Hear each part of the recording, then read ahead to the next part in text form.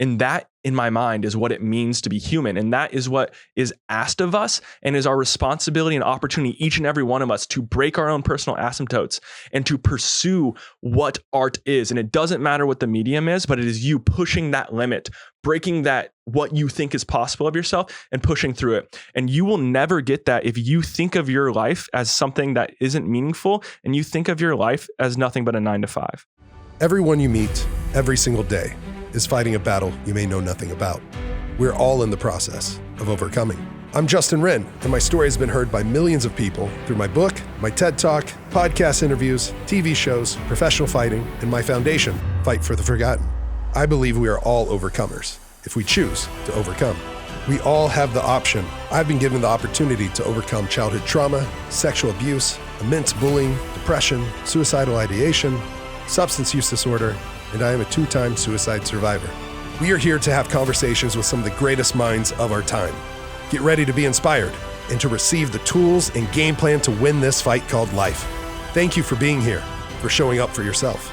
You, me, we have overcome 100% of our darkest days. I'm not done yet, and neither are you. This is your invitation to overcome. Welcome to this episode of Overcome with me, Justin Wren. Today's episode is going to be excellent. It's going to be absolutely awesome. It's the one and only Sky King. He's one of my great friends.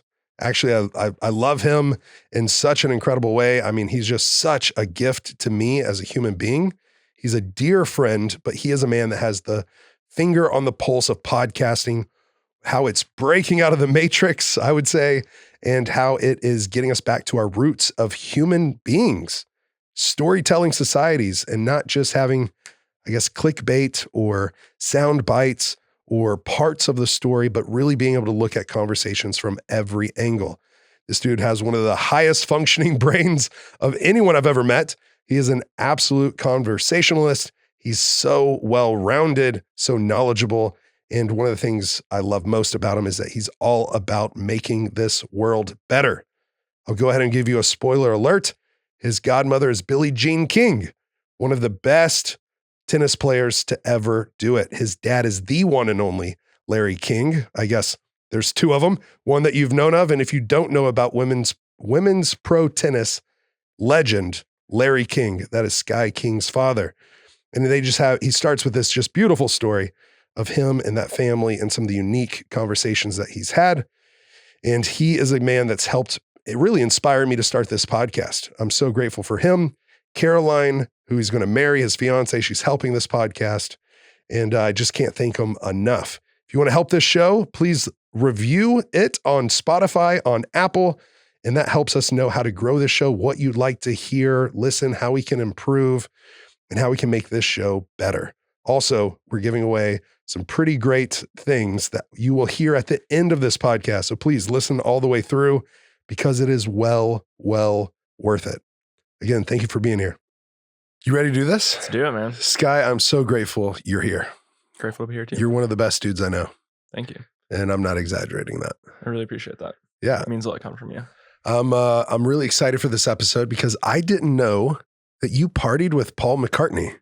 Yeah, dude. It's actually one of the most wild nights of my life. Really? Yeah. It's gotta be. Yeah, for sure. It was when I realized, Please share this. I will. I realized I had to kind of like quit the life I was living at this point too. And it's a long story, but it's a good one. Okay. All right. So buckle up, buttercups. As most of my nights start, it starts with me with a bunch of my friends planning to go get ramen in Jamaica. Jamaica, Queens, obviously, not the country. Okay. And I get a text from my godmother. And she's like, hey, you should come to a show with me tonight. And I was like, no, I can't. I'm getting ramen with my friends. And she was like, no, you should probably come to the show. And I was like, no, I'm getting ramen with my friends. She's like, hey, just come to the show. I was like, fine. So I literally text my homies and I say, I'm sorry, I can't make it. They go without me. They're sending me photos. Pretty bummed. I'm at my godmother's place with my godbrother. He's the man. And we're just sitting there having a beer, chilling, looking over New York. It's beautiful. And I still don't know where we're going. And my godmother and her partner come to me and they're like, can you get us to Brooklyn Center? And I was like, yeah, they're not really good with the subway. And I was like, yeah, for sure. get us down, get us to the Brooklyn Center. We come out and I just see Paul McCartney in lights. And I'm like, dope. This is going to be sick. Like they probably have great tickets. Like this is going to be a great time. So next thing we know, I'm like walking us towards I'm very good at directions and like navigating things, kind of operation stuff. So I'm walking us towards the entrance. Like, no, we're going in this little side entrance. And it was like, oh, this is cool. Like things are about to happen. And we go and we sit down where the band's eating, and we're all chilling backstage, eating the food with the band. It's all vegan, which was a downer to me, but whatever. and then Paul McCartney's a vegan? Yeah, Paul McCartney's a vegan. I didn't know that. At least at that time he was. Okay. And so we get tapped on the shoulder, and he wasn't there though. The rest of the band was, like kind of the whole crew was there. And they're like, he'll see you now. And I was like, what? Who will see us now? And we like walk back this little room, and there's the four of us, me, my godmother, my godbrother, and her partner. And we walk back through, and he's there, and immediately walk up to him. And I'm like, hey, my name is Sky King. And like, whenever I say my name to people, they think Scott King. Paul is on it. He immediately was like, Sky, it's great to meet you. And I was like, it's great to meet you too. We stand, take our little photo with him, and then we go out. And I'm like, that was one of the coolest experiences of my life. I can't believe that just happened. Thinking that's the peak of the night, right? Right. So we get brought to our seats. The seats are sick, like really, really sick, like stage level, really close. But it's super weird because the seat structure was me, my godbrother, 2 open seats, my godmother's partner, and my godmother. And I was like, it's really strange we couldn't get all 4 seats together, but whatever. Like nothing can bring me down at this point. So the show starts. They bring us this goodie bag of like all these sick Paul McCartney clothes. You've probably actually seen me in it because I still rock them a lot because like one of the shirts is super I think sick. I have seen you. Yeah. So I always like rock. And also like when I want to feel confident and like know like, okay, I have done it with the best of them. So I walk in, I'll rock that shirt a lot of times. Great. And so I'm chilling there, and about an hour goes by, and I'm still just like, what is like, the music is phenomenal. He is on fire. Homie is like 78 years old and just shreds. Like 3 hours nonstop, but just crushing it. We're an hour in. That inspires me. It's amazing. Yeah. It's mind boggling. 78 years old. I mean, rocking fact check me. Where was he's this? In his high 70s. This is in New York and Brooklyn. Okay. Yeah. Wow. Like, and it gets crazier. And I don't even know exactly where his age is, but he's in his 70s, like old 70s for sure. But these seats are still kind of fucking with me. I'm like, why are they just open? Try not to let it bother me too much. Anthony and I are just singing, having a blast. Like everything's going perfectly. And all of a sudden, my godmother goes, oh, she is here. I'm like, who is she? She's like, Emma. And I'm like, Emma who? She's like, Emma Stone. So then Emma Stone comes up and joins us with her hairdresser. And they're there for the next 2 hours. She's like hanging out with us, partying with us, watching the show. And I'm just like, what is going on right now? Like, this is actually insane. And just playing it cool, having a blast, having a great time. And then Emma like leans over to my godmother and me, and she goes, hey, do you guys want to go backstage after this? And we're like, yeah, for sure. And so we end up going backstage. We end up right before the show ends. The dude comes over, grabs us, brings us around the stage to where they're going to exit. And we're sitting next to, we meet his wife, Nancy. We're standing there next to Nancy. Paul comes off the stage. The band just like crescendos. They did like the Kanye Rihanna song. It was fantastic. And she walks off the stage, and all of a sudden Paul's coming down and like high five him off the show. I was like, that was incredible. He's like, oh, thanks. Come backstage. So now we're all back in their crew. It's probably like 10 of us total, mostly like the band members, and then the 6 of us. And I'm like trying to not lose my shit and just ask questions and be a normal human and just have fun. And Paul's like, can I make you a margarita? I was like, yeah, for sure, dude. And so we're like having margaritas, having wine, and having a really good time, really good combos. Things are going well. There's this one moment where I'm standing there talking to Alana, my godmother's partner, and Emma. And Emma goes, do you think like he'd go out with us if we asked? And that year, Emma was the highest paid actress in Hollywood. And Alana was like, you're like the queen right now. If you ask, I'm sure he will. So Emma goes and asks him, and Paul's like, yeah, let's go. And so he gets like 3 black Escalades, and we all pile onto these black Escalades, and we go to this dive bar called Club Cummings. It's Alan Cummings Bar. And Emma and Alan had done a musical tour together, and we're really good friends, and they had all been in this movie together.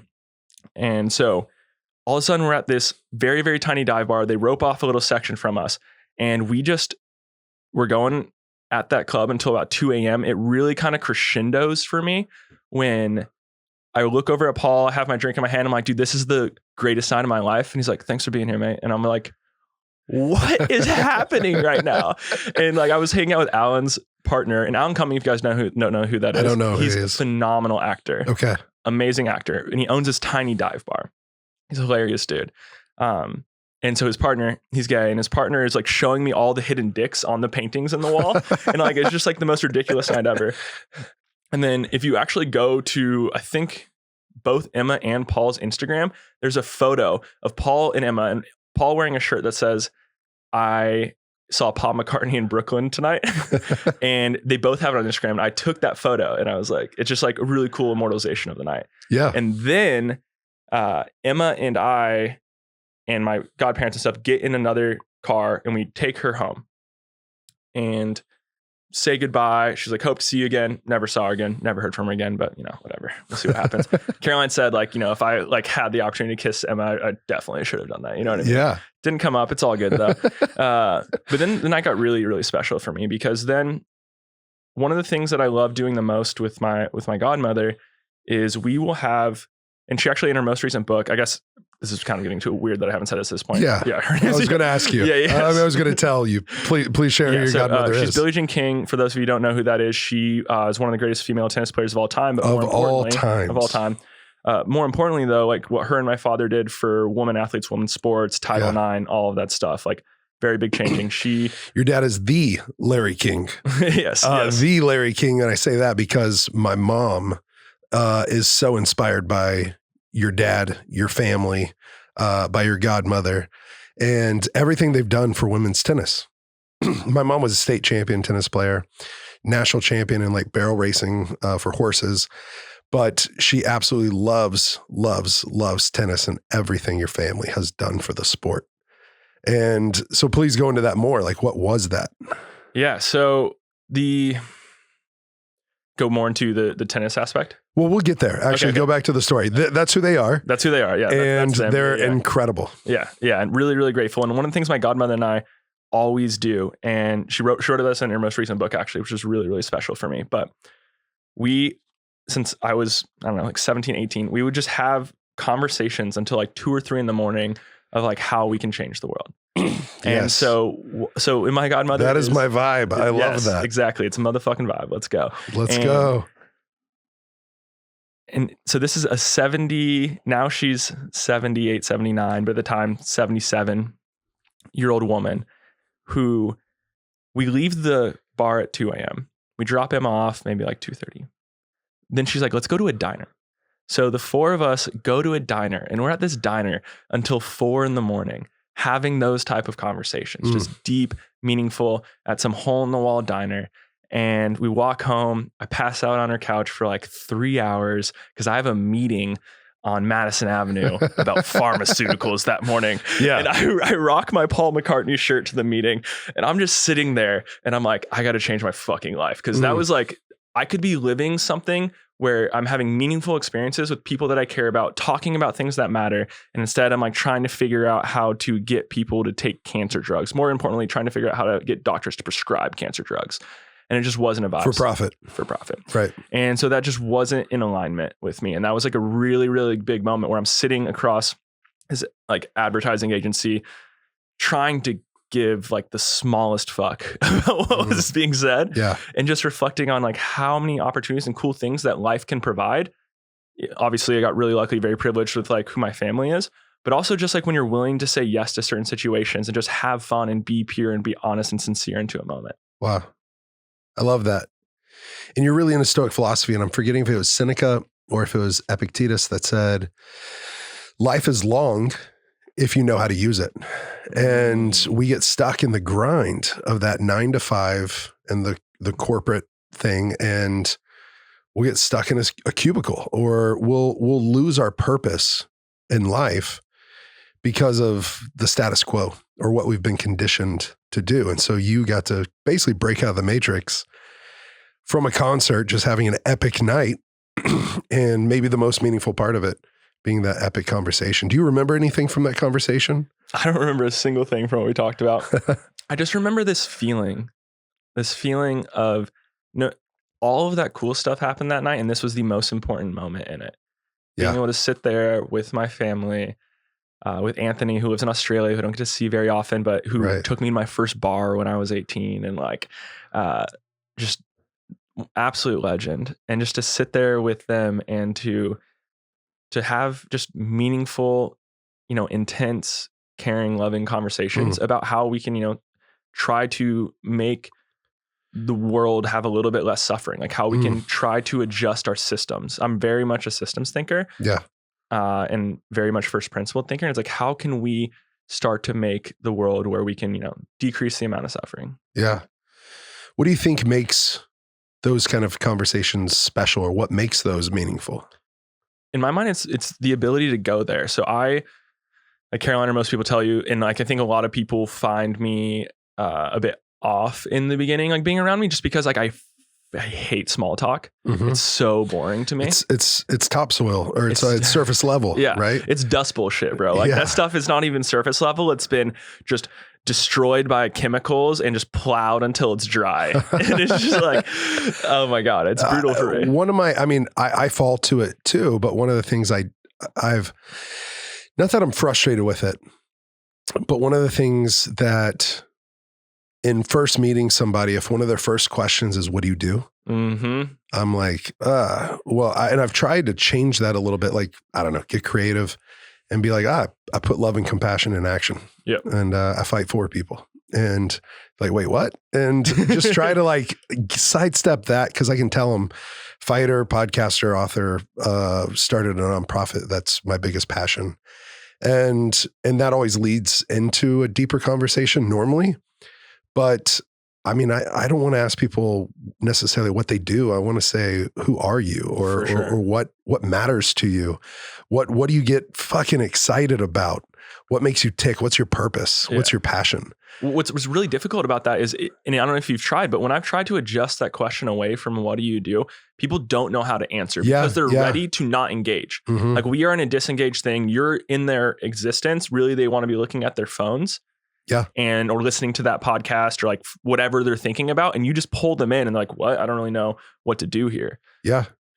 It can be uncomfortable. I see people like that. And then, being in a pro sports world or whatever, sometimes you go to these things that are big names are there, high profile people, and they just want to know who you are or what you do to see what they can get out of you.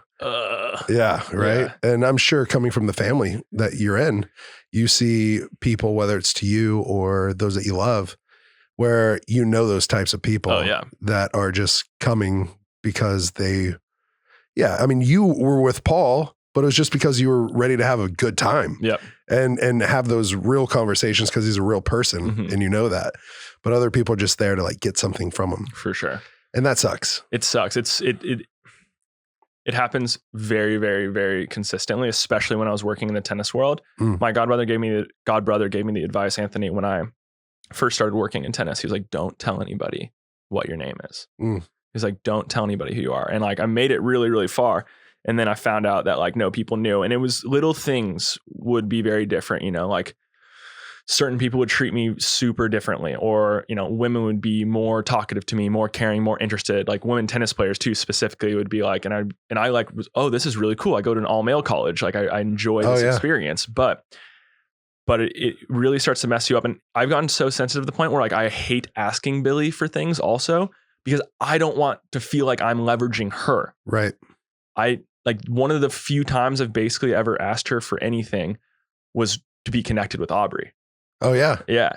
Well, let's go into that, because you went to an all boys or all men's college, what, like 100 guys? So it was a total of 850 dudes. Oh, wow. Yeah. In middle of nowhere, Indiana. Wow. So less than 1,000. Less than 1,000. Wow. Yeah. And why do you choose to go to a school like that? So bit of a long story. Yeah, for sure. Long story. So when I was in high school, I started getting like very, very anxious and depressed, and was struggling a lot with trying to make sense of my place in the world. I was, a valedictorian. I was captain of the tennis team.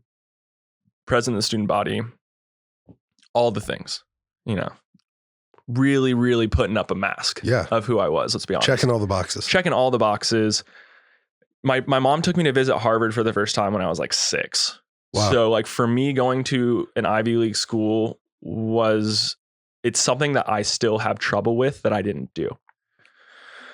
But coming to college time, I'd narrowed down my top 2 schools to Tufts and Columbia. Had just done a huge college tour during the summer. Absolutely loved them. My family, so I graduated high school in 2011. My dad was very, very, very invested in real estate running up into the crash. And what that meant for me practically at the time was that like we were very cash poor, but on paper looked a lot wealthier than we were. And so I was going to get no financial aid anywhere I went. The schools I were looking at were like $70,000 a year. And I was ready to, make it work. And then I got in trouble and I kind of Clinton did a bit. And I had I had to step down as student body president. I had to quit the tennis team going into my senior year. And around that same time, this dude just showed up at my house, like straight up out of nowhere.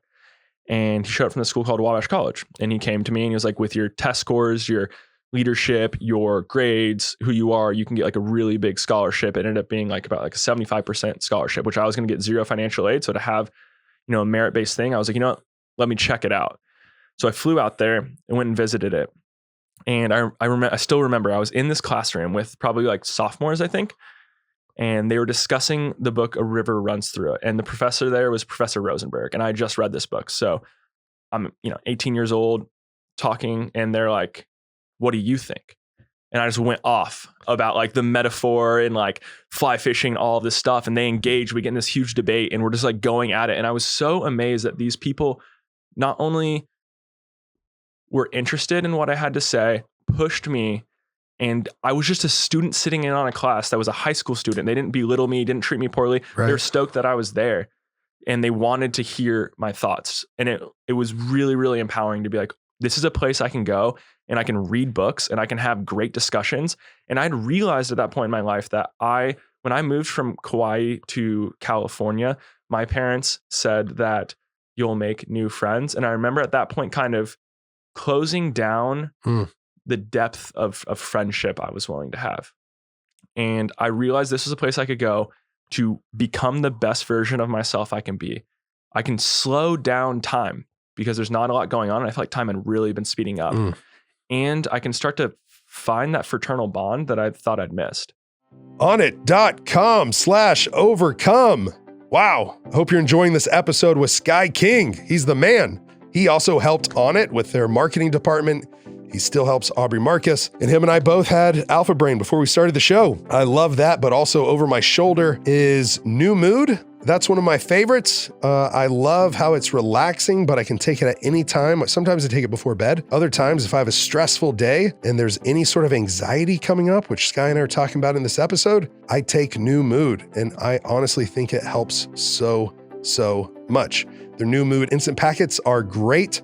I love their blood orange, their mango, their lavender. That's the one that I drink. I think it's lavender hibiscus or something with lavender in it that is really, really good. And I love New Mood before I go to bed. Also, Total Human. That stuff is the jam-packed Onnit's best supplements in a morning pack and a night support. And you just take a morning support in the morning, a night support in the evening, and you're getting some of the Onnit's best products all in one. I take those on all my travel. I just put that into my bag. If I'm going for a week, I take 7 packs or 14 packs with me, but they're together in a day and night support. And it makes it so quick, so easy. I don't have to go through TSA with a bunch of, supplement bottles, 8, 9, or 10, which did you know, if you haven't tried to take supplement bottles, they almost always stop you. If you have protein powder, if you have other supplements, they almost always stop you. At least they stop me. Maybe it's my big burly self, but they always take it and they search it for the explosives.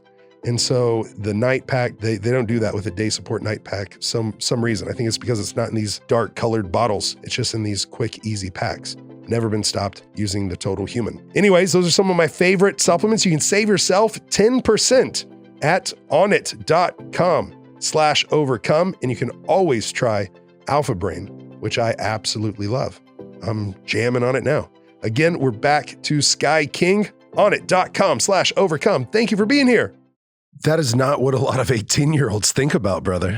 It's not. That's why I think that's why I wanted to have you on this podcast so bad, because the conversationalist that you are, but honestly, like the knowledge you have between your two ears, but really the heart that's even bigger than that gigantic brain of yours, because it's rare to find someone so smart that's also so, I guess, change the world minded. I don't know if you can say it that way, but you just want to make a difference and make an impact in your life. And I think from that story, knowing the man that you are, for context, Caroline, your fiance, she helps me with this show, and I'm so stoked about that. And you helped me with this show, helped me get it started. And y'all have both helped Amy, the producer of this show, the love of my life. And so I'm so grateful for you guys. But looking back at that story of you in the college and you 18 years old and you engaging in that conversation, it makes me think that is why you love podcasting so much, because it's not the fluff stuff. It's not the sound bites. It's not the clickbait material. It's not what we've been conditioned and formed and molded to try to receive. And just like consumption, which you can still consume podcast, but you're learning something, you're growing, you're becoming a better version of yourself. All the opportunity is there for you. So talk about that in transition a little bit of what you see podcasting as, because for me, I feel like you are a guy that has the finger on the pulse of podcast, why they're important and how it's changing, it's always evolving, but how it's changed modern media and taken us basically back to our roots. Yes, no, without a doubt. And podcasting, you hit it on the nail. I think of Wabash College as it should be a breeding ground for podcasters, because my senior year, I read a book a week for this one class. It was both semesters, and we had to read one book a week. And we're talking like everything from like the Iliad to Murakami. And so really, really thick, dense, old books, Gilgamesh, whatever, all the way to Japanese surrealism. And every week, the only thing you're graded on was a 3-hour all-out discussion. Wow. And they were graded critically on it. What's the movie? I'm drawing a blank. I keep thinking about it, but it's Robin Williams and Captain, My Captain, Dead Poet Society. Dead Poet Society. Seize the day. Carpe Seize the day. That's the only way I've ever heard you end the phone with me is seize the day. Yeah, dude. Yeah. Like when I realized I needed to get the fuck out of pharmaceuticals, I started telling people seize the day at work all the time. That's how it became my like ending. Cause I was like, I'm over saying bye. I'm over this stuff. I'm going to tell people like seize the day so I can remind myself to do it too. Right. So that's where that comes from. But yeah. Wow. Well, cool. So, I mean, that's the context I have of thinking of you having these 3-hour conversations that you're getting graded on is like just that epic movie, and seeing that scene of how that teacher was able to just stoke a fire and add tons of fuel in every student that's bringing, their best. Dude, yeah, Wabash is very much a place like Dead Poet Society. And it's interesting because it's so much in the middle of nowhere. The professors, who are these phenomenal professors, they have no social life. So they hang out with the students all the time. So I get to, I traveled to Europe with who was still a good friend, Dr. Mikek, my professor, had apple vine with him, and we went to the European Monetary Fund and like did all this crazy stuff. And it's so nuts that one time I skipped his class to hang out with Caroline when we first started dating. And instead of getting mad at me, he sent me poetry. Wow. He was like, enjoy this moment, young lad. Like, I'm so happy that you found someone. Oh. It's like, it's a very special place. What was his name? His name is Dr. Mikek. Dr. Mikek. Thank you so much. Dude, he's a legend. Is he going to be at the wedding? Oh, for sure. Oh, great. Yes, awesome. without a doubt. Yeah. That's epic. He's a beautiful soul. And it was funny because I was a Spanish and economics double major, and his wife was Dr. Jane Hardy. And she was also one of my professors for most of it too. So it's pretty cool. But to the podcast. So I do think that podcasting is currently the most important medium there is today. And I worry that actually it's starting to move the other direction. Okay. Move to the dark side, if you will. Okay. There it is. If you're just listening, he did the breaking the fourth wall. Breaking the fourth wall from The Office. Hopefully I can make Jim proud on that one. Yeah. So Keep doing it, please. Yeah, well, I'll get a good one, you know. So to step back a bit, I was being farmed out to a different pharmaceutical company back in 2015, 2016. So I ended up flying something like 70 or 80 times that year, but I was going back and forth to New York every week between Indianapolis, New York, Indianapolis, New York. And to create the tension real quick in your soul for the listeners, like you grew up in a family that wasn't taking a bunch of pharmaceuticals. Like it wasn't part of y'all's regimen. No, like I have taken even like over the counter drugs. Like I've taken Advil less than 5 times in my life. Wow. Like full on. See, my spectrum of that is so different because I mean, my dad was prescribed a lot of different medications and we would take a carry-on bag of only medication, that all pharmaceuticals, like none over the counter, basically. I mean, maybe some over the counter. And so it was second nature to grab Advil, Tylenol, anytime something hurt. Yep. And why was that y'all grew up that I don't way? know. You know, my mom is a nurse. My dad just didn't take them. When he hurt, he just didn't take it. You know, like obviously modern medicine is amazing. We have had amazing breakthroughs. Right. You know, he had to get his prostate removed. He had prostate cancer. He obviously took drugs then, but I knew my whole life, like he just didn't take anything. He also didn't drink, didn't smoke, like completely just doesn't take things. And so I think I was just more sensitive to that.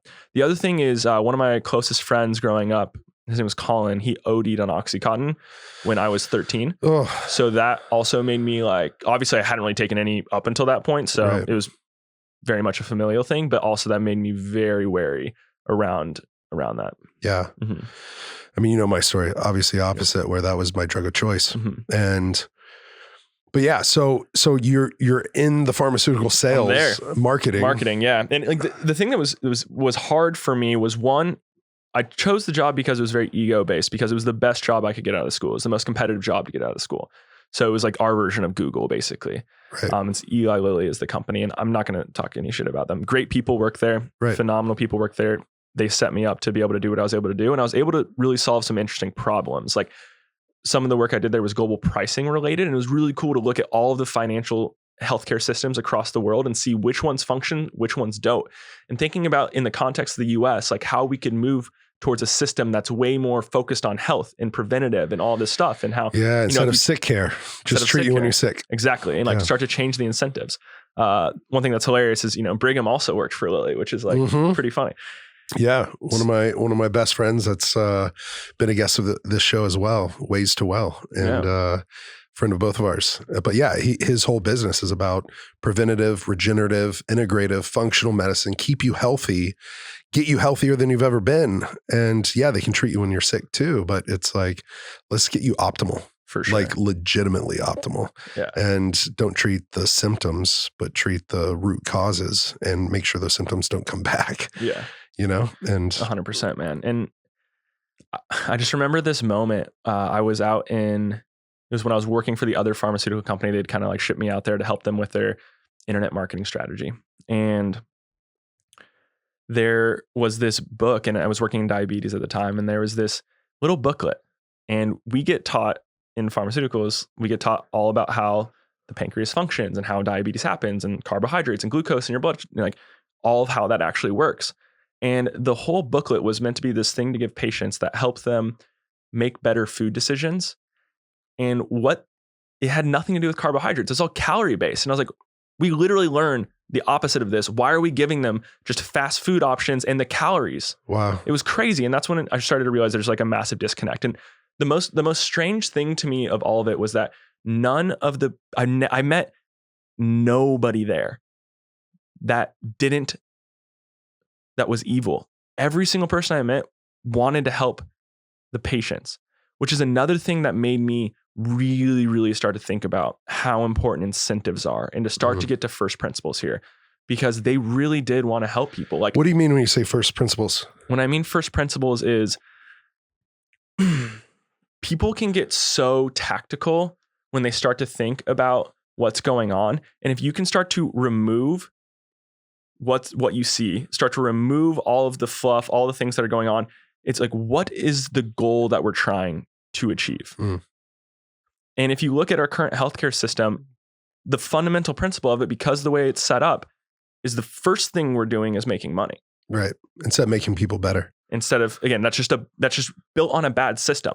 And I'm a capitalist, and I'm not like a current how we look at capitalists. I'm very much not a corporatist, which is where I think we are today. But I am a capitalist, and I think that there is nothing wrong with making money. I actually think it makes things sustainable. But there's certain things that shouldn't be for profit. And I would say general healthcare is one of them. I think it's cool to have a private market on top of it. But if you want to look at really good payer systems that still have innovation, still drive innovation, and because that's the big argument for pharmaceuticals, but they still drive innovation and it really functions well. Looked at Germany, looked at Japan. Also looked at them to how well they did with the pandemic. Yeah. Very well. Japan for sure. They both did very, very well. So it's just like neither here nor there. I also, just for what it's worth, prisons should not be for profit. Yeah. That's incentivizing the wrong thing. Yeah. And even if you have the best people working there, the entire system is built to do the wrong thing. And so that's kind of getting down to it. First principle is a term that's often used in physics. And, it's how Elon thinks through, like one of the limiting factors, like what's the biggest limiting factor of rockets? It's like, it's really expensive. And right now we have all rockets going one way. So, okay, so let's adjust that. If we could have rockets go there and back, there and back, there and back, save a bunch of money. Boom, SpaceX. That's the vision of SpaceX, right? Reusable rockets. Okay, so I'm flying out to this pharmaceutical company, and this is leading up to the 2016 election. And I'm leaving Indiana every week, and in Indiana, it seems very possible that Trump could win. And I'm going into New York, and in New York, it is impossible. Like, it's a joke. There is no way. All of the news is like, ha, ha, ha, he's so dumb, blah, blah, blah, blah, blah. And I'm like, that's really interesting. Like, I'm seeing these two different worlds play out, and I'm not really aware of it, but it's something I think about on the flights and stuff. And then I'll go to work, do my stuff. But I also picked up podcasting because I was traveling so much, listening to these podcasts. And I started to notice that podcasts were saying something very, very different. And what they were saying was so much more similar to what I saw in the real world, jumping between the middle of America and the East Coast. Growing up on the coast between California and New York, I had so much, and it's embarrassing to say, but I had so much judgment, so much criticism, so much snobbery around people who grew up in the Midwest or the South. It's a flyover state. It's how the media treated the people who are voting for Trump. And I started to see, by living in the Midwest and spending time with these people, and, falling in love with them literally. Yeah. I realized like how wrong I was in this situation and how unfair I was and like all of this stuff. And so I kind of saw this like narrative playing out, and I started to think like, oh shit, Trump really does have a shot. And that was really, really interesting to me. This is another thing about like the first principles thinking, right? I don't really care about politics too much. I think both parties are basically the same. So it wasn't that big of a deal to me who won and who didn't win. It was more interesting to me to see what was reality going to become. So when podcasts got it right more than every other piece of media, I started asking why. And this came down to, I started studying a lot of different old media books, and I opened this book called The Brass Check. The Brass Check was written by Upton Sinclair. It was written in 1914. Upton Sinclair is famous for a book called The Jungle. This is the book that outed all of the meat industries in Chicago for just having like the most disgusting working conditions and like using like child labor and, all of this horrible stuff. And then like a lot of the FDA came out of it because it was like, we probably need to know what we're putting in our body. People are getting sick. Like, this is disgusting. Yeah. Huge book. People loved Upton Sinclair. He was like the liberal god at the time, if you will, until he wrote The Brass Check. Okay. There you go. Breaking the fourth wall. Okay, I won't do it too much. In The Brass Check, that's good. It was a expose about the entirety of the media system. And this is back in 1914. And it's called The Brass Check because at the time, the way that you would get around prostitution laws is you would hand you would go to a pimp, you would hand them money, they would hand you a brass check. You would take that brass check and you would bring it to the prostitute. You would then receive your pleasure, and then she would take the brass check, receive cash. And that way you weren't paying for sex. Huh. And he just goes I had through. no idea. Yeah. And so he just goes through. It's very similar actually with how medical marijuana laws were done in California with like donation based, but that's neither here nor there. And he just goes through example after example after example after example. It's 400 pages of just examples of ways that the media, the newspapers at the time, were beholden to the advertisers, so much so that they would print things that weren't true, that weren't in their favor, would make up stuff. They got to a point, and it got to a point when you like 9 out of 10 doctors prefer Camel cigarettes. Like that. Like that's a very obvious example, right? But it goes down like very much down the list where it's very scary when you start to think about geopolitical things. The New York Times, for example, this is a little bit later, during World War II, like they were printing very positive stuff about what was going on in Germany the entire time. You can still go back and find those articles. Wow. Yeah. Like positive about Hitler, positive about Germany the entire time. There was some financial incentive there for them to do that. And therefore they did that. The New York Times is a private company. Yeah. Again, that's what their incentive is. So and people ask like, why does it matter? Why do advertisers have so much influence? So if you just think about it this way, especially back then, 1914, distribution's really difficult, costs a lot of money to run a newspaper. If they lose a big advertiser, a title sponsor, that's 50, 100 people are getting fired. They're going home. Yeah. So then that's where I started connecting with podcasting where, Joe Rogan has 2 people on his team having all of these ads. It doesn't matter what he says because if he loses a sponsor, he's cruising. He only has 2 people on his team, you can figure it out for a bit. Yep. But when you're Washington Post, when you don't have that high leverage, you can have you're so susceptible to the influence of advertisers. Right. And like some of the stories are crazy. And this is where it's bad with like Bezos owning Washington Post and stuff. Is like there's the dude who Hirsch, I think it was the Hirsch guy, William Randolph Hirsch.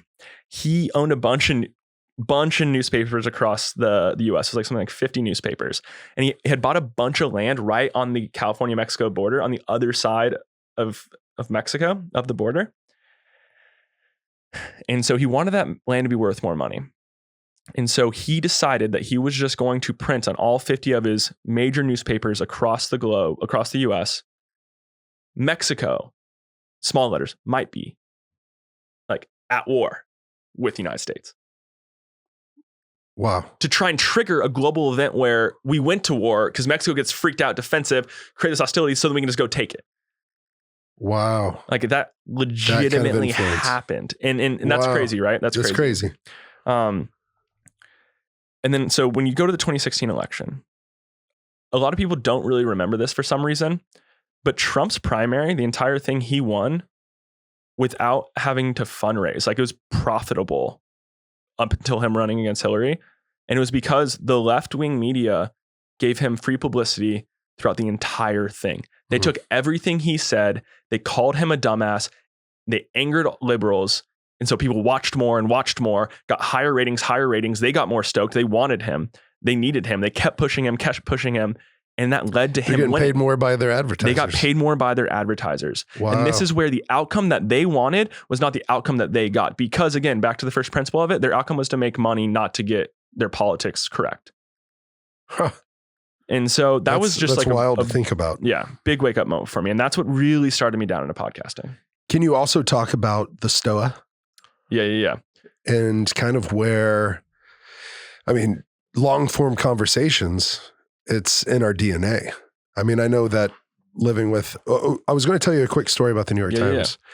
Yeah. And then also, the Pygmy people that I lived with, they are a storytelling society. All of us are, but that's how they pass their history and their culture. And they'll tell these incredible, we called it Campfire University, where the Pygmy people took us to school and taught us about life and would tell us these incredible Swahili or Mabuti Pygmy proverbs. And I loved it.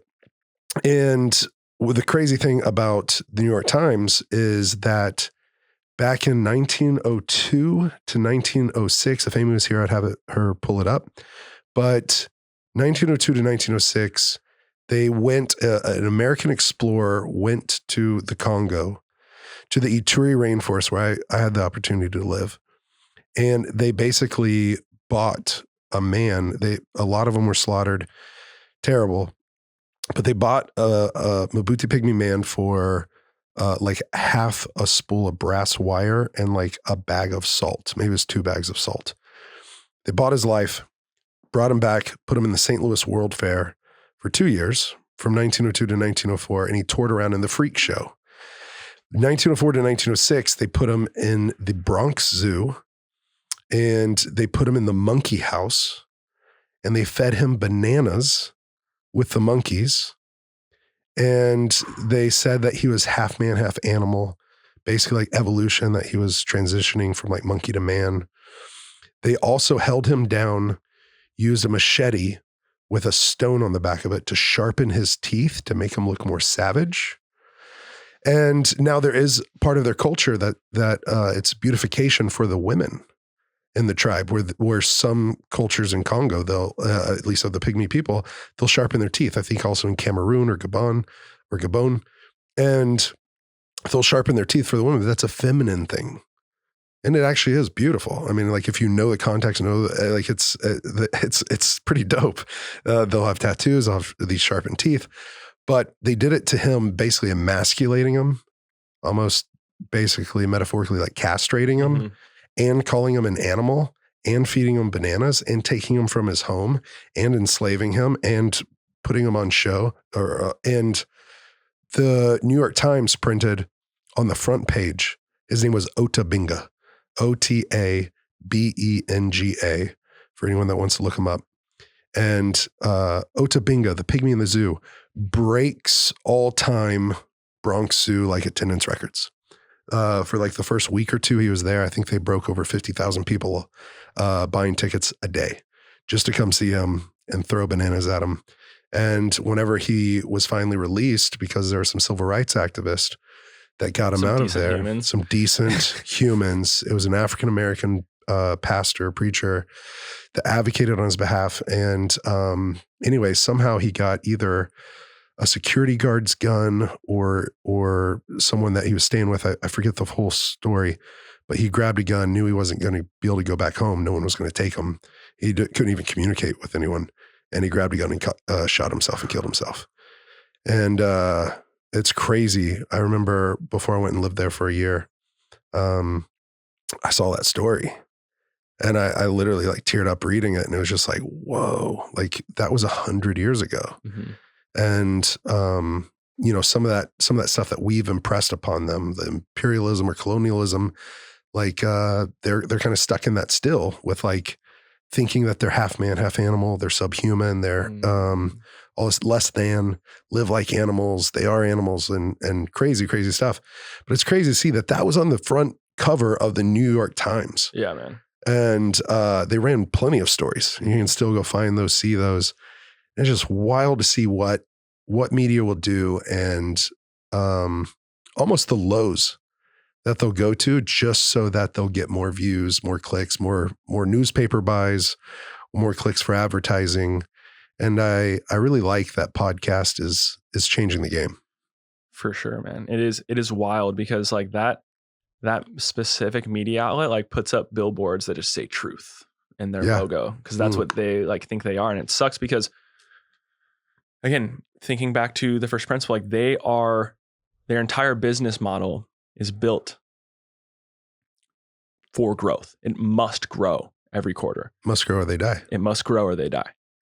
It must have people more anxious, more desiring to buy things, more people looking to consume to make themselves feel better.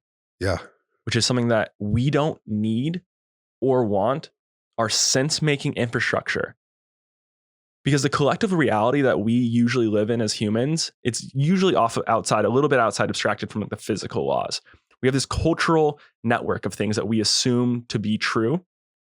And we have outsourced our ability to think about that, because we're not all around a campfire all the time, consulting, debating, talking. We've outsourced that to this for-profit company that's not only for-profit, which again, I don't think is a bad thing, and I actually think media can be for-profit, but whose actual goal isn't to provide news, but to take your attention and Trojan horse it to a supplement company or to a pharmaceutical company or to a dog bed company or to things that you don't really necessarily need or want. Yeah. It's Wow. not the system that I think we deserve. So the better system. And so comparing the campfire to the stoa for people that don't know what that is. Yeah. So the stoa, the painted stoa in Athens, this is where Zeno, the first Stoic, he would go and he started building his philosophy. So he would just go to the stoa and he would start speaking and teaching this concept of pragmatism, of temperance. It's hard to like go deep into Stoic philosophy because there are, the 4 virtues of Stoicism and whatnot, but his people that would sit there and listen as he told these stories, expanded on this thought, worked through it with them. They were called the Stoics because they sat in front of the stoa. So this stoa became the place where people would learn, seek truth from power. And that is where I see today podcasts are the modern stoa. They are the place where people come to learn, to have long, endearing, thoughtful conversations, and to really better themselves. And it's really interesting because one thing that was super exciting about Athens was, at least during this time period, was the prevailing sport was thinking. It was asking those questions. There was like all these different schools of philosophy popping up. Right. And people were debating and figuring out which school was better. It was like dojos, Wow. It reminds me of like a Musashi quote, which I'll just paraphrase. I'm not great at quoting things, but he was a master swordsman, right? Yes, Japanese greatest swordsman of all time in Japan. Yeah, over 400 victories or something like that. Amount of victories. Over 400, and these are like victories to the death until he changed to like a wooden sword against his opponents that had like. He still killed people with the wooden sword. Yeah, for sure. Still killed people with the wooden sword, but he said something like, "I do not learn the sword to better my technique. I learn to learn the way of the sword. The sword is just my means of answering life's problems." And it wasn't the idea that like, oh, cool, so you just go around and kill people to like solve your problems. Like, no. It became the discipline that he tried. It became his art form, the thing that he was at the edge of, the ability for him to go deep on, to compete on, to get better on, to hone every single day, to learn from the mountains and the universe and all of nature, to build his talent and to ask what it means to be human. And what's cool about Athens, it's like the first time, at least in the history that we have recorded and are aware of, where the question to do that wasn't abstracted. So yeah, you can learn that just by sword fighting all day or learning calligraphy and just going really deep into a subject. But they actually tackled it head on and competed around this, what are life's questions, and open dialogued it. And both ways are valid, but I think that's very, very cool. And it's something that if we can create the proper climate, we can have that right now. And I think we should be in the greatest period of history ever. How networked we are, how much opportunity we have, how much technology we have at our fingertips. We should be in a place where it is the Victorian age. In the Victorian age, there are like 50 Elon Musk. We should be having thousands. We have access to 7 billion people. There are billions of people with smartphones. We can all interact and think together. And instead, the system that we have right now, we have the greatest minds of our generation going and building fucking ad tech for Facebook. Because they got the best jobs they could at Google and Facebook to build ad technology. The smartest people in the world, that was their job out of high school, out of college, building advertising technology.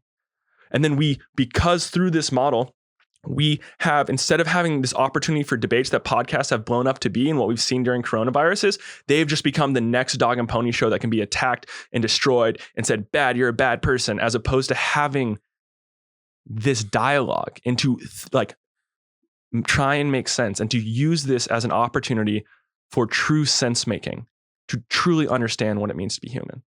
Yeah. And it's this call to Athens again. It's call to that debate. I love that. I really want to, I'm learning, I'm growing. This is a new show.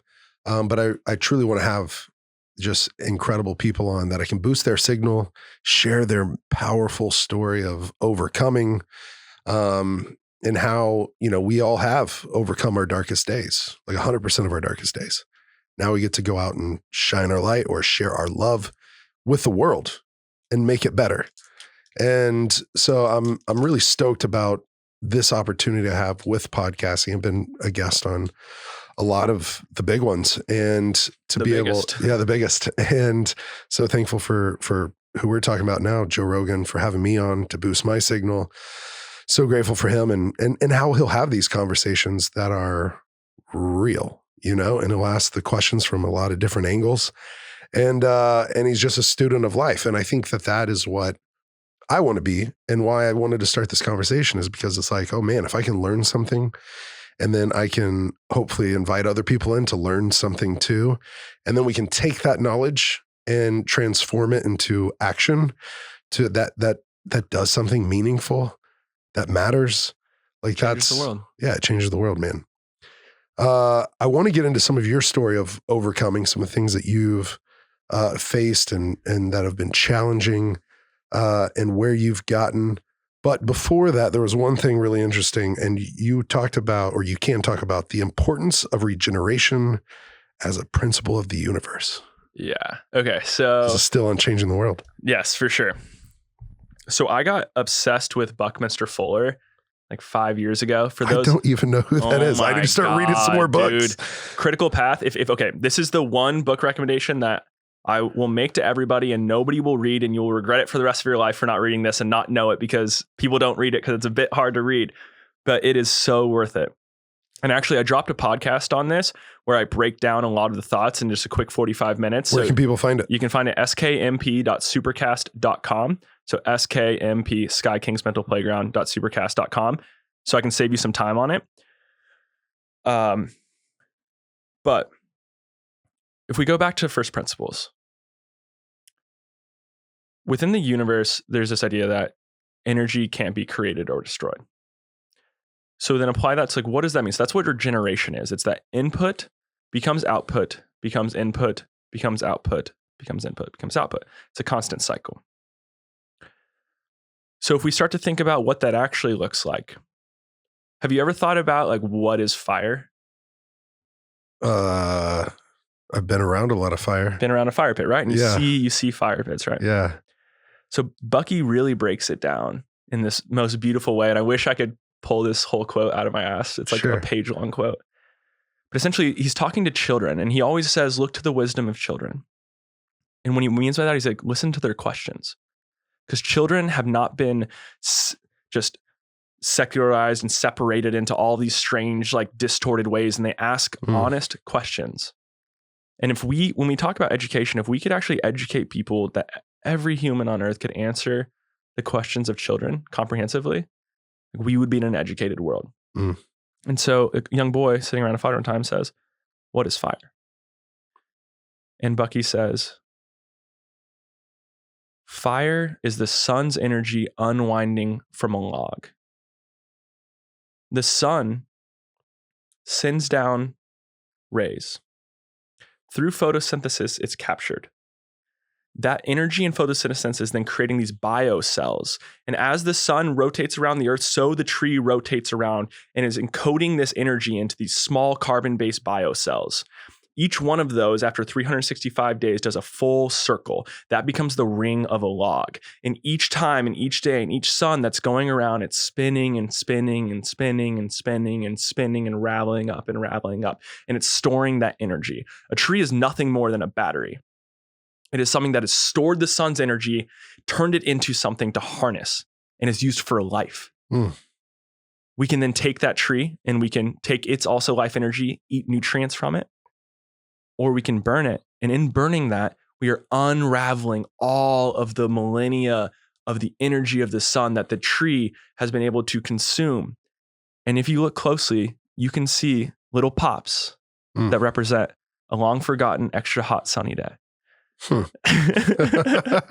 That's pretty dope. It's wild, right? Yeah. And when we breathe from that tree, and they're doing all of these different, like, chemical processes, and he really breaks it down. Yeah.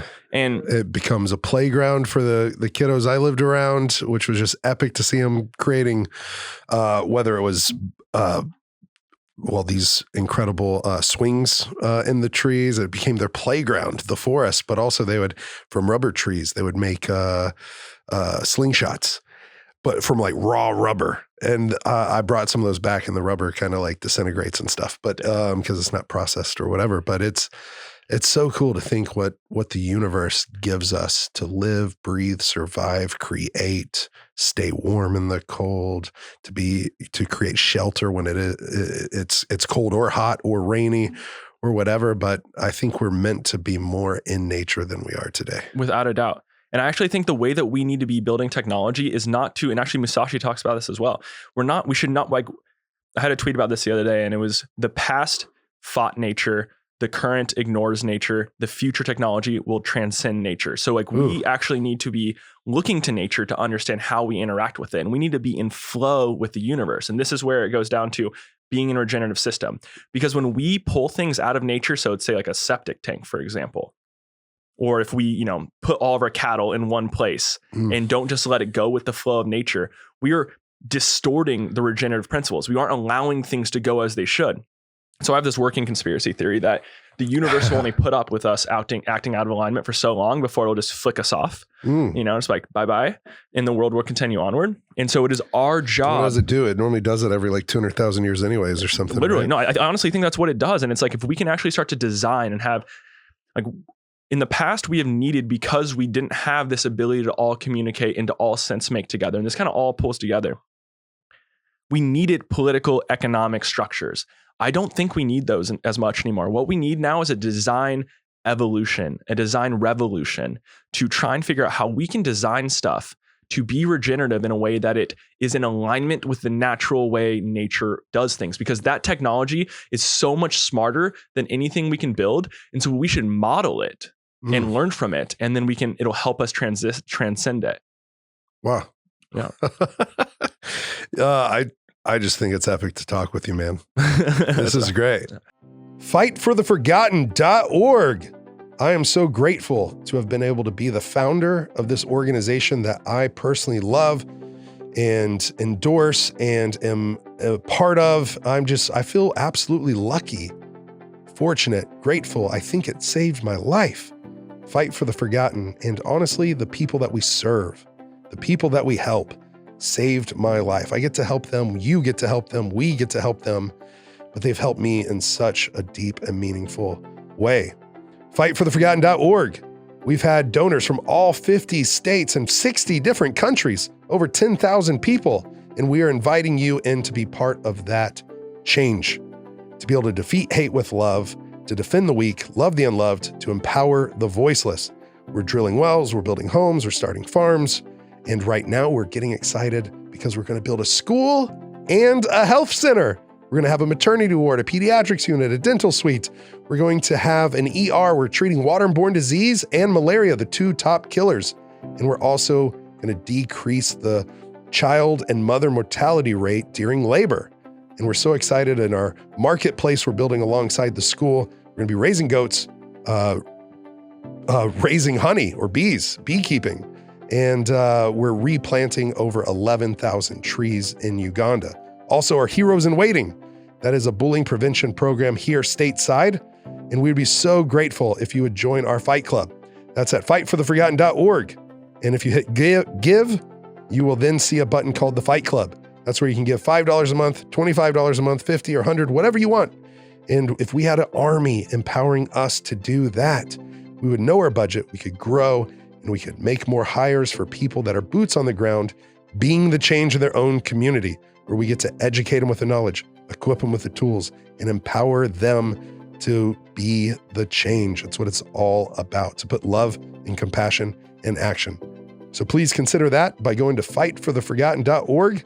And this show, we support Fight for the Forgotten. Thank you to our sponsors, because we get to give back from that. Thank you, thank you, thank you for supporting the organization that probably saved my life, and the people that saved my life, that gave me so much purpose and passion. Now, back to the show. Like, you and I have related in ways because, we just ate ramen and it was epic, but we also talked about, like, I had a couple of tough weeks, you had a tough week. And I think for someone that has such a bright mind like you, that's such a deep thinker, quick thinker, and can communicate all that. Like, I think there's struggles that everybody has. And for me, it might be that I feel like I'm not enough, or that, I might have fear of embarrassment by putting myself out there. And then if it backfires, like feeling embarrassed, and fear of, man, what people think, or just that I'm not doing enough. Or just a lot of shame around my struggle when it comes to addiction and other things. I remember I listened to you and Amy's podcast, the Amy Edwards Show. I'll plug that real quick because you did great on there. And, Amy was 48 at the time. And she was like, wow, Sky, you've done so much for your age. I think you were 28 at the time then. Yeah. And you're like, oh, I don't feel like I've done enough. And she's like, what? Like, and I guess I'm setting that up because, what are some of the things that you've struggled with, and how do you overcome those? What does the word overcome mean to you? Mm-hmm. Yeah. So I would say things started getting like really, really bad for me when I was around 17. It was around the time, experimenting with alcohol for the first time. And I got to this place where I was wishing that I felt bad because I felt nothing. And I was very ready to kill myself. And I was, thinking about it all the time. It became something to where even me doing the smallest thing wrong, like leaving a door open, and like, not that anybody would get mad at me for that, but just like, I would be mad at myself, and it would just spiral immediately to, I just don't deserve to live. I shouldn't be alive. Like, there's no point to this. Like, I'm done. And it got really bad for like quite a few months where I just couldn't find. It was like, when people talk about depression, my experience with it has been something where it was so intensely numb that I just wanted to feel. Yeah. And that was really, really scary. And it scared my parents. It scared my friends. And I remember writing a bunch of stories about it. And I remember that the whole time I was feeling that, the one thing I did always feel was guilty. And I felt guilty because my parents treated me so well. My friends loved me. I was popular. I was like, things were going well, blah, blah, blah, blah, blah. And yet I couldn't be happy. And I felt like such a piece of shit for that. And it's really interesting because I think I have this idea of like suburban moms, they really like are afraid of their kids listening to like rap culture, and like they're going to think about drugs and alcohol. And I was like just reading Hemingway a lot and getting really depressed. And I don't like it. I had a crescendoing moment with that. And I, talked to my parents, and I went to a therapist, and therapist didn't help at all. Again, I felt guilty for talking to them. I felt guilty that I wanted to kill myself. Or maybe even guilty just to be there. That you need therapy. That I need therapy. You have to go to therapy. And I felt like the therapist was sitting there judging me, like, you're a fraud. You don't need this. I'm wasting my time on you. It was very strange. And at the same time, I had my little cousin who also unfortunately OD'd. But he had like a really rough childhood. He lived with me. He was adopted from Bolivia, and his dad stabbed him in the face, left him to die. Oh my goodness. So he had a bunch of shit. And so like I would go after my cousin went, and like I always just felt like I needed to be a leader for him. Like, why am I at this same therapist? Like, what struggles have I had? And it was a very dark and difficult time. And coming out of that, I don't really remember where the transition happened. I do remember where I started changing my habits. And like, it was getting to a point where like I wouldn't wake up for school. My dad had to drive my sister to school. We went to the same school and like 30 minutes away because I just wouldn't go. I was just like not doing anything anymore. And then all of a sudden, I don't know if I started getting more sun or what happened. Like, it started shifting a bit. And I started realizing that there were things I could do that would circumvent my depression, like natural things. So things like cold water. Like that was when I started, growing up in the Lake Tahoe area, would go and like jump in like lakes and rivers. And like that, then I'd feel alive again. Yeah. I'd feel like, I'm here again. Like I'm alive. I would start listening. I changed all of my music from like super depressing to like Modest Yahoo. I started like dreaming. Dude, I love Modest Yahoo. I listened to him on repeat. Him, Trevor Hall. Those two, bro. Yeah. Like, yes, 100%. That was my music in Congo. Yes, and before and after. Yeah, I was essentially changing my vibration, like what I was receiving, right? Like just changing. And that was, luckily I wasn't as severe. Luckily I was at this scale where that was at least enough for me to realize that I had power over this a little bit, even though it really had me, but I could be empowered in certain ways. And I started just kept doing that. And it got to a point, honestly, man, where it probably went like 5 years where I hadn't thought about killing myself. And I got to a point where I couldn't even empathize with the idea that I once had done that. I'd gotten so far removed from it. But unfortunately, during that time, I started battling with like really intense anxiety. And when I say that, it was a thing where there was one summer after my sophomore year in college where my heart rate wouldn't go below 100. I was just sitting there rocking 100 even when I was sitting. And my mom brought me to one of her friends who was a cardiologist, but who was very into meditation. And she helped me like learn to calm my mind a bit.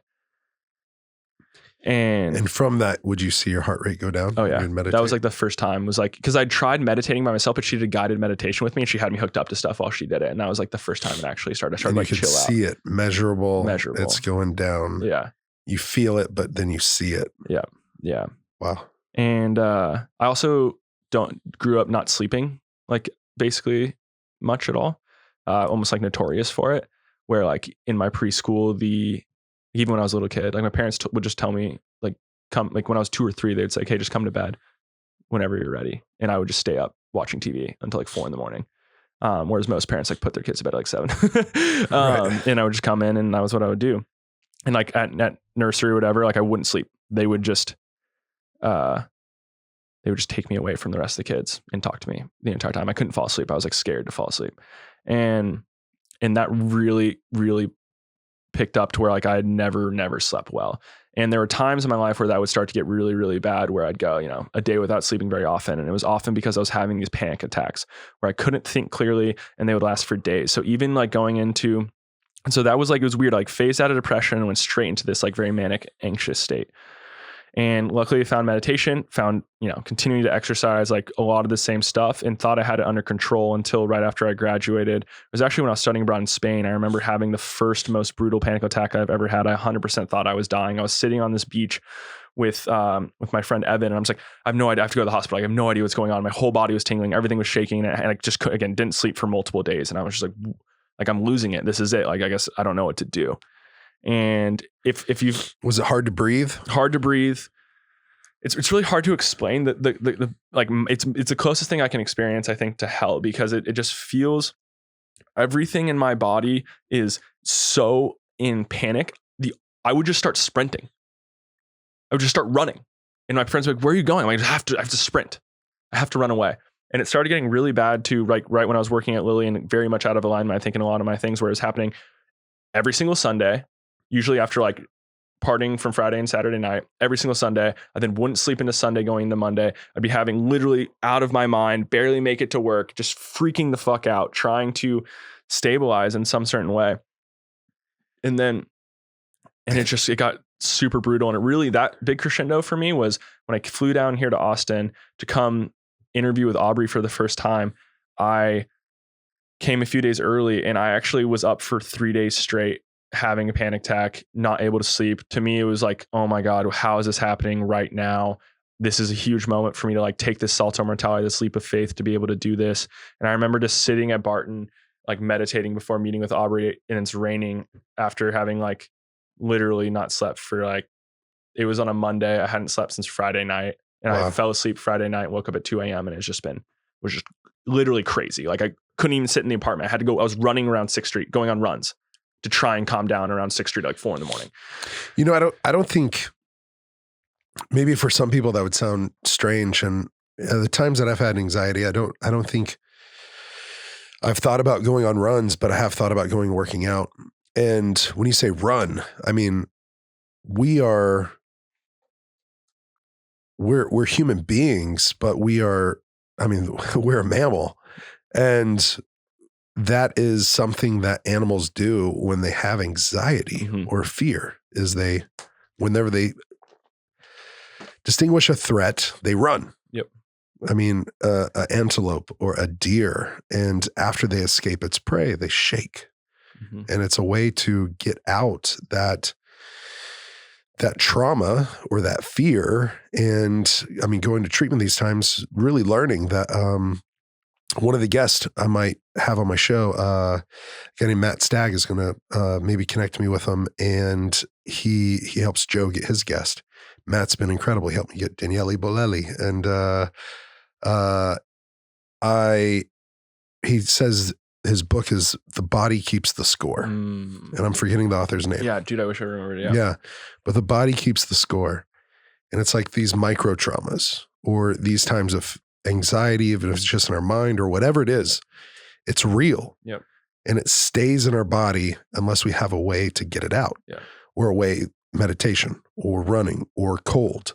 You talking about being on Lake Tahoe and jumping in the lake or the rivers and all that other stuff. It's like, yes, there's been times I've had cravings for drugs. There's been times I've had anxiety, I've had fear, and my body's had a response. And I go and I get in the Morosco Forge or the ice bath, and I get out and I feel infinitely better. Yep. Infinitely better. It's like I could head it off. Probably should have done it today, Yeah. you know? Yeah. And I mean, I feel great, but there was this little dip in the day and I felt prompted to do it. And sometimes you don't want to get cold. I felt the same way today, dude. Yeah? Yeah. Well, we can head up the ice anytime, man. Yeah. Come over. Okay. Or we'll go to Barton Springs.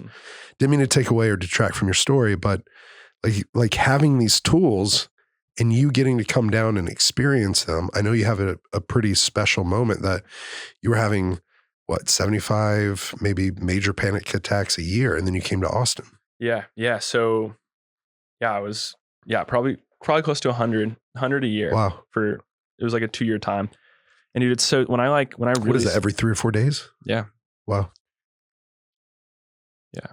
When I reflect on those times and I talk to Caroline about it, I'm just like, how could I put myself through that every week and think it was normal? Like how could I not see the patterns that were leading me there and drive myself to insanity on the weekly and then expect to be living a life that was meaningful in any way? Because when that lion's chasing you, because that instinct to run, it was pure fight or flight. Something was there. It wasn't logical in any way, shape, or form. I just needed to get out. I had to run. I just had to, that was the only way I could say from just not just exploding in my brain, not just feeling like it was all going to melt down and just absolutely losing it. And it was just mind boggling to me to think that I do that. And I know a lot of people do that right out of college. I think our college culture is very much like a party hard Friday, Saturday. And then it's colloquially the term Sunday scaries. I have Sunday scaries. Yeah. It's no. Love yourself a bit, bro. That is not the thing that is meant to be occurring. You deserve so much more than that.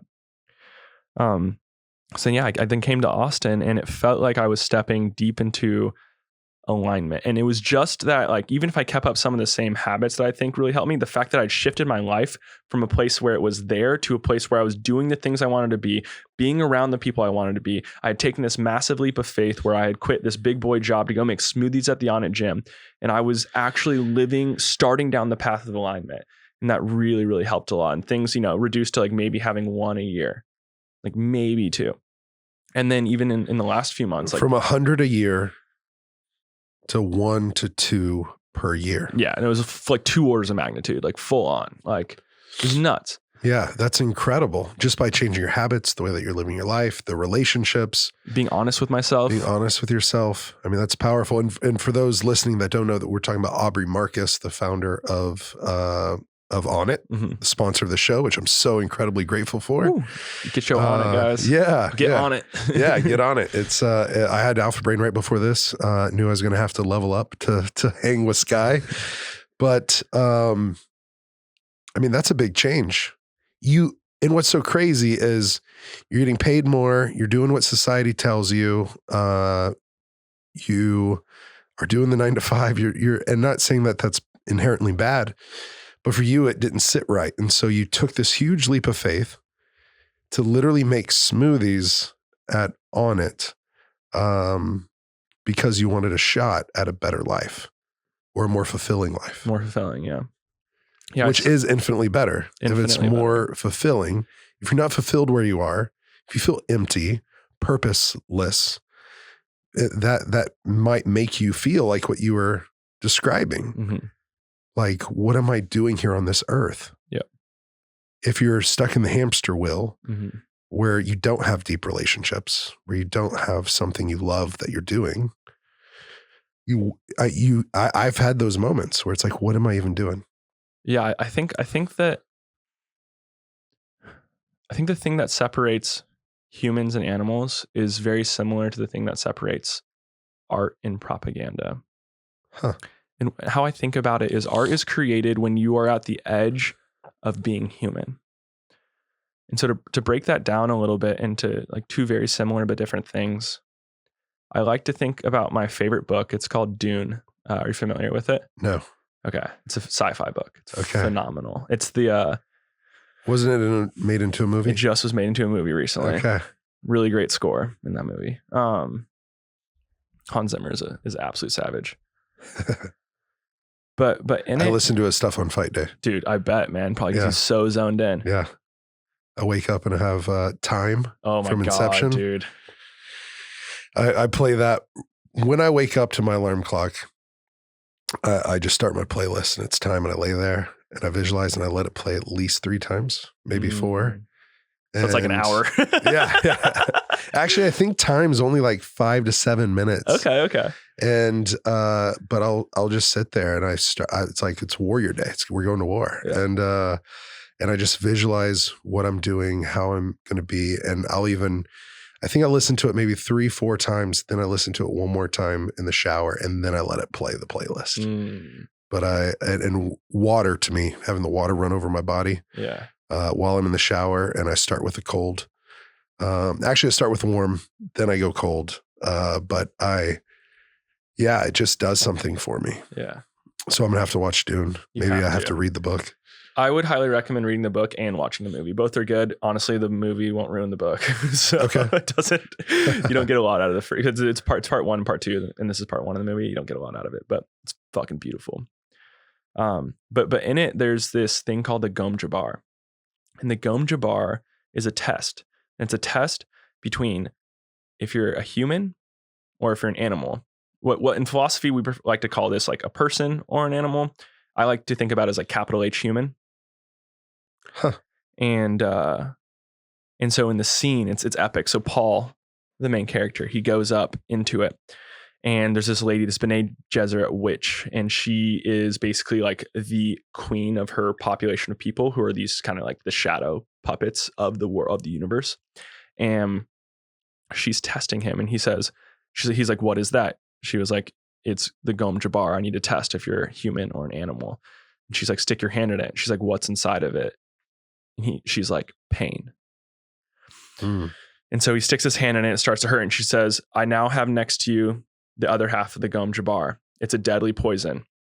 No matter how bad the pain gets, if you remove your hand, I will stab into your neck and you will be dead within seconds.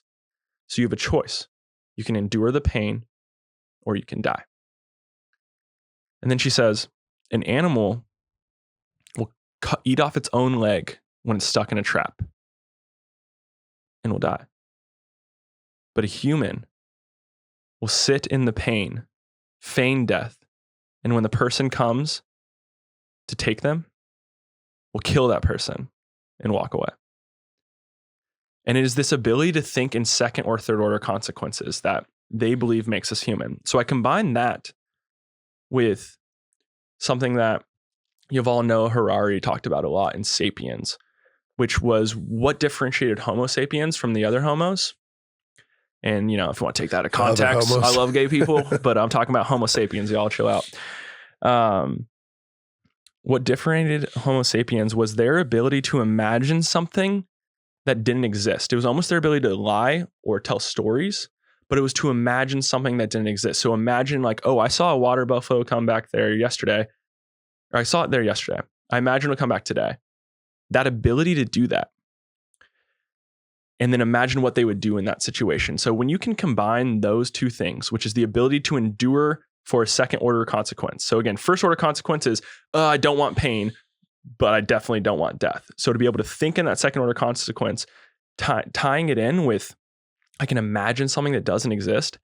That is something that allows us to get past do you know what an asymptote is? No.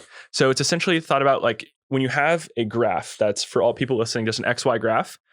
An asymptote is something that gets as close as it can to a point on the graph. So let's just call it 0, but it never touches 0. And there's an infinite numbers between 0 and 1, right? You can divide. So if you divide 1 in half, it's half, but you can divide it infinitely. It's where this like idea of like some infinities are bigger than other infinities because there's an infinite numbers between 1 and 0. So the line can always get smaller. It can always approach 0, but never get there. And a lot of animals are limited by that like asymptote, by that mental asymptote. Like a dog, no matter how hard you fucking try, will never see itself in the mirror. Like you just can't get it because it doesn't have the context. I tried to do that last night with Tipsy. I grabbed Amy, we put her in there and she just was clueless. It doesn't have the ability to, or like kissing her on the side of the face and she was just like, what's that other dog over there? They can't conceive it. It's like this block.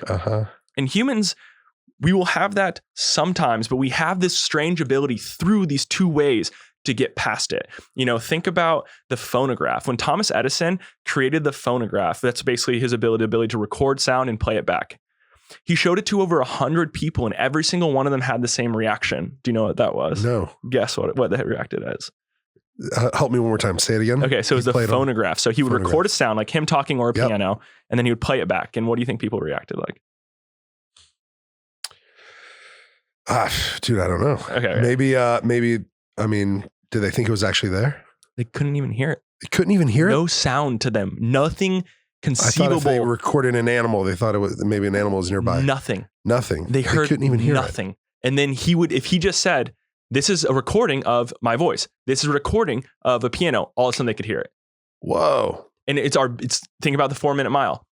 Purely no one can do it. Unbreakable. Yeah. Now fucking high schoolers are hitting it. Yep. And it's this our ability to do that. And this is where I see where we can start to really define art. And art is where we are taking either our personal asymptote, or if you think about great art, cultural art, the cultural asymptote, and we are progressing it. We are breaking through that barrier. And that, in my mind, is what it means to be human. And that is what is asked of us and is our responsibility and opportunity, each and every one of us, to break our own personal asymptotes and to pursue what art is. And it doesn't matter what the medium is, but it is you pushing that limit, breaking that, what you think is possible of yourself and pushing through it. And you will never get that if you think of your life as something that isn't meaningful and you think of your life as nothing but a 9-to-5. Now, there are people who live in a 9-to-5 and they are doing that. I was not one of them. I was living in purgatory. I was in neither happiness nor sadness. I was non-committal. I was in a place I shouldn't have been, not being an artist. And this leap for me was the opportunity to pursue art. Oof. And that changed my entire fucking mind. That combined with skydiving.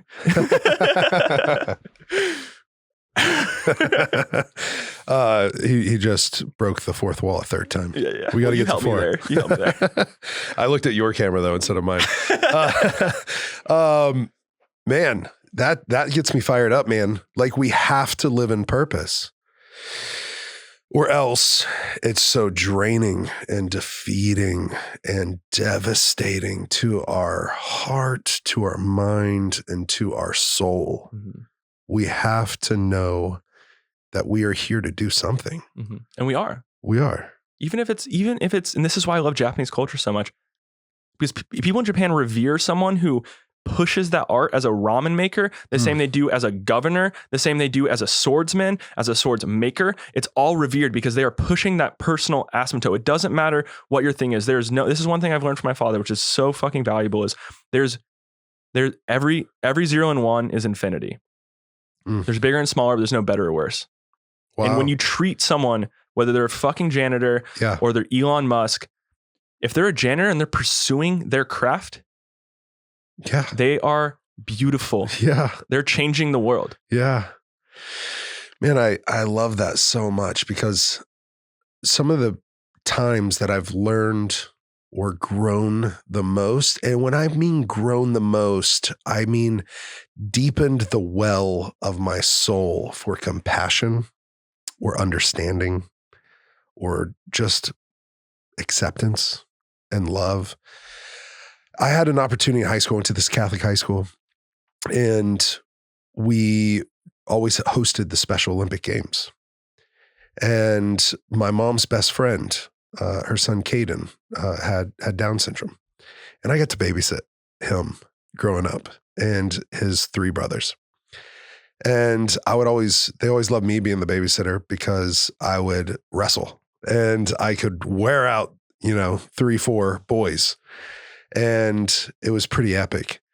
But seeing that maybe some people that don't understand, because I remember we'd go out sometimes and, people would look, or people would stare, or people would judge, or people would get weirded out, whether it was Caden or other kids that I'd hang out with. And that always turned me off. It's like, what? I mean, I knew what it felt like to get bullied or to feel different and whatever. But I just thought his smile, his unconditional love, his laugh, and then all of a sudden I get the opportunity in school that I didn't know I was going to have going to this school to be around hundreds of kids that were just like him. That have you ever watched the show Love on the Spectrum? Mm-mm. It's on Netflix, and it is the best show ever made. And I mean that. It broadens, it expands your spectrum of like what human is. And it's people on the autistic spectrum, and it's a dating show of them finding love. That's amazing. And they have some of the most incredible conversations. They're so blunt and to the point, and just like, nope, this isn't going to work. Sorry. And like they just know you're not the person for me, and they leave. Yeah. Or they find appreciation and gratitude and connection and love on the simplest things, and sometimes the most meaningful things. Mm-hmm. And I'm just like, whoa, like if I could be more like that. Yeah. Looking, and that broadened my spectrum, the show, saying, oh man, I need to be more autistic. I need to be more like them. Yeah. Because that is something so special and unique. Mm-hmm. And then, like what you said, simplifying it into whatever craft it is. Whatever it is.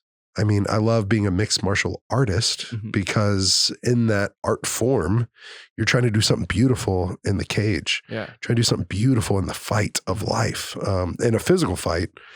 But then I try to relay that to the fight of life. Mm-hmm. Like, how can I do something beautiful in this fight for this person that doesn't feel like they're seen or doesn't feel like they're loved?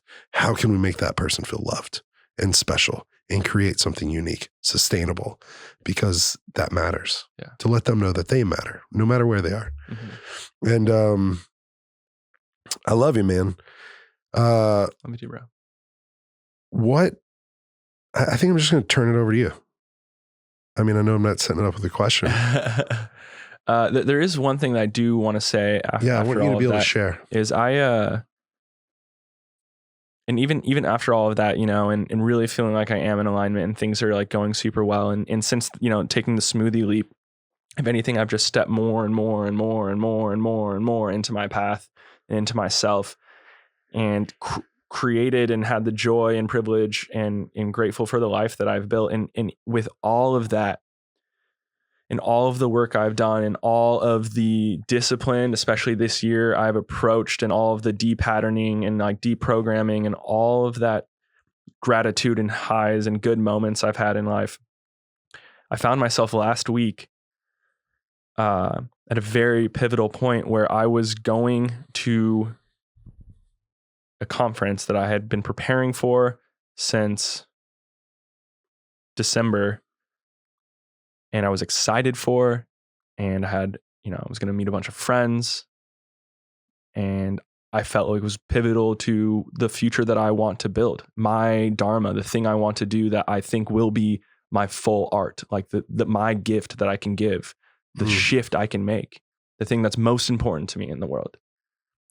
And I was about to fly there, and I'm going through the airport, and everything's normal. And as we said in the beginning, my name is Sky King. I'm named after a pilot. My dad is a pilot. I grew up in planes. My mom is a pilot. Your dad would go to sleep in planes so you could fly. Yeah. I hope this doesn't get me in trouble, but so there's two really funny stories around this. One, when I was like less than a year old, I'd like jumped in my dad's plane and like messed with all the dials. And my uncle went to go fly it the next day and is stupid and didn't do a checklist, which is like number one rule of being a pilot, and crashed the plane.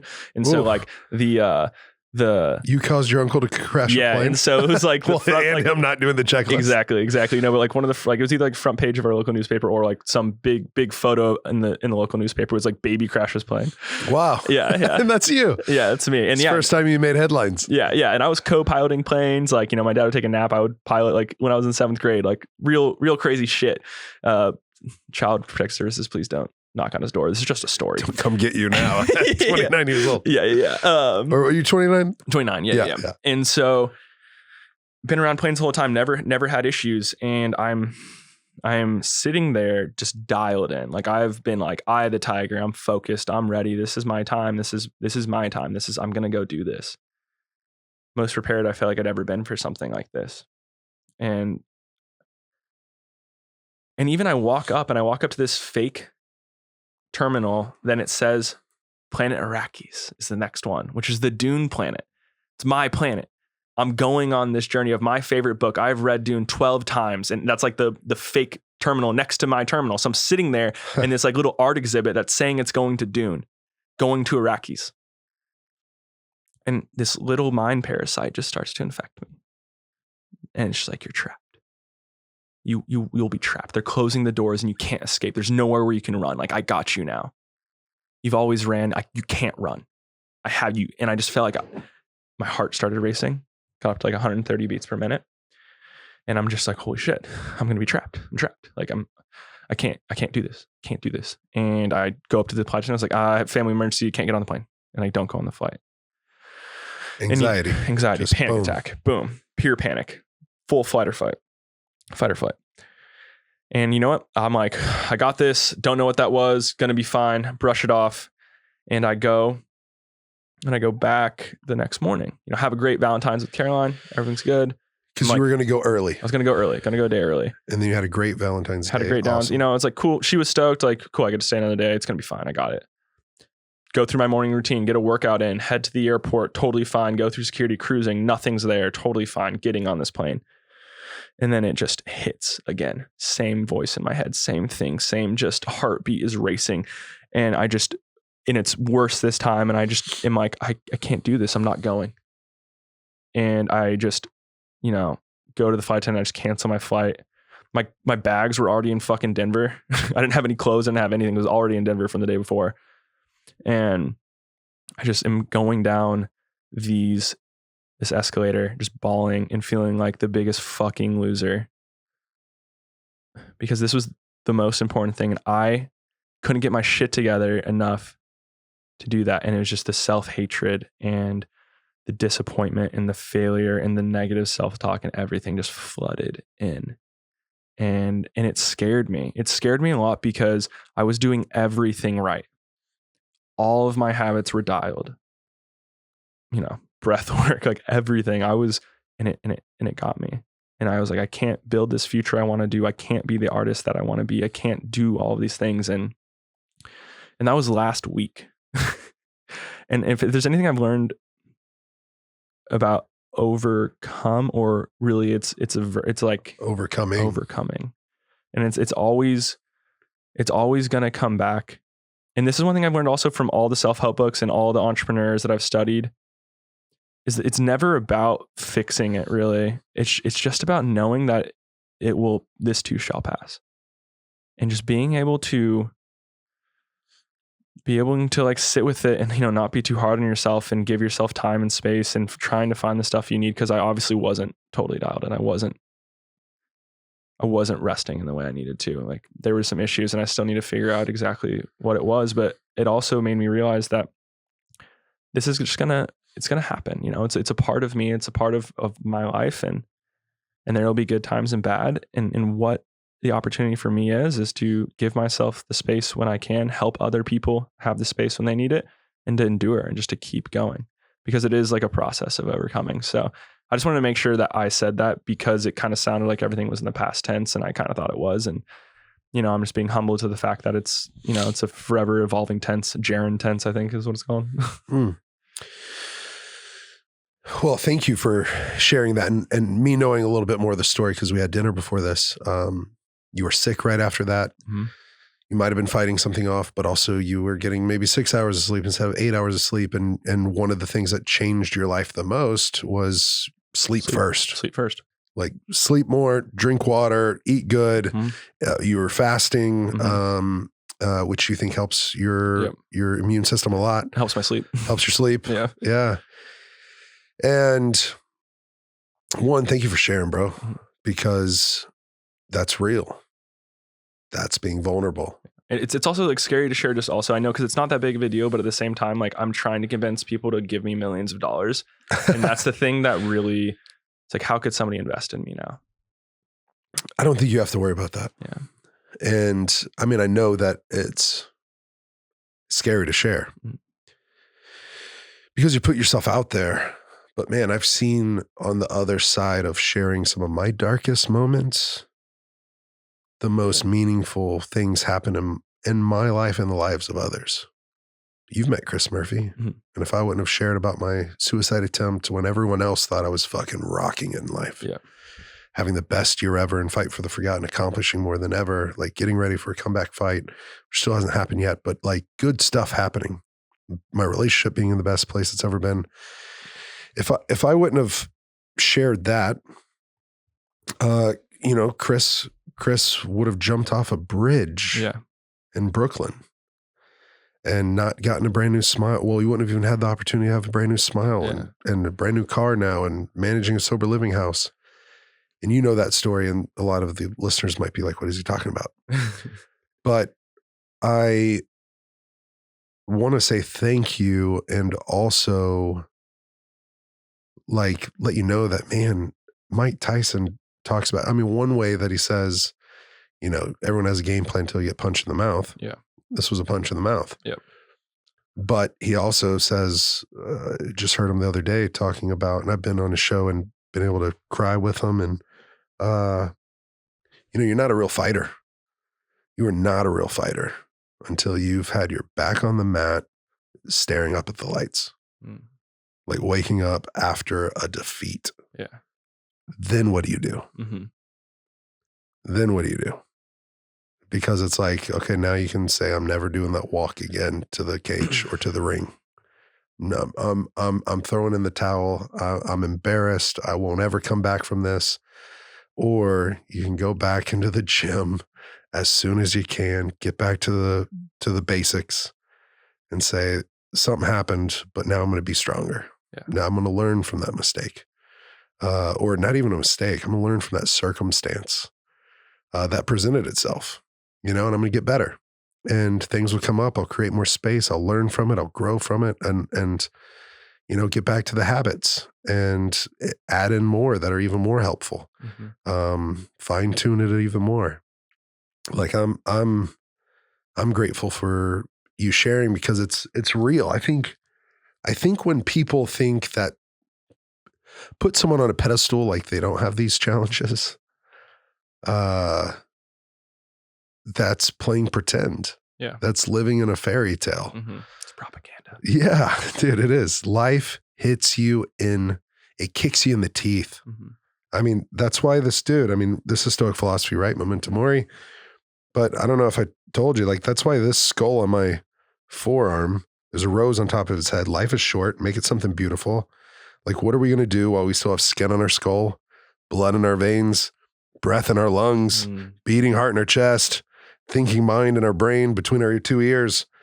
But this dude, he's been through it. He's missing his front 2, 3, maybe 4 teeth. Yeah. He's been kicked in the teeth. Mm-hmm.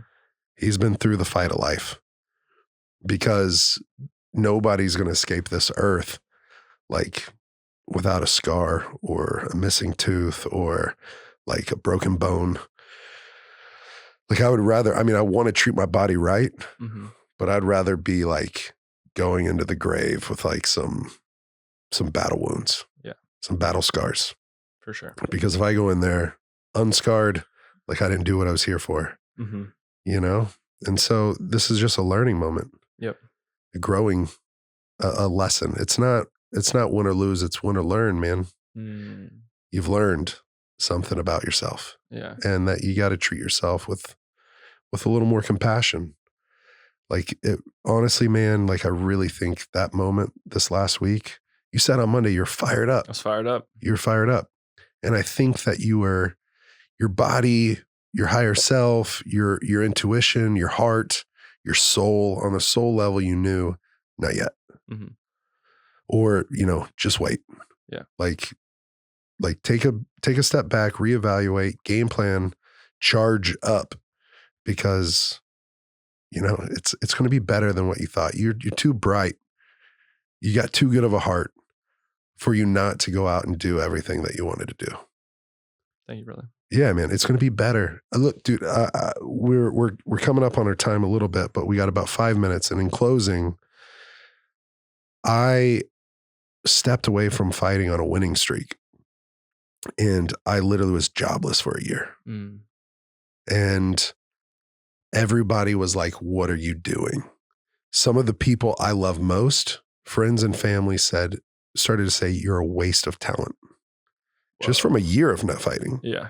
Some of the people I loved the most were saying some of the most hurtful things for me. Mm-hmm. I had people, family, I had a girlfriend that I loved say, wait, what are you going to do? You're going to start a charity, a nonprofit? You're going to be like some poor guy?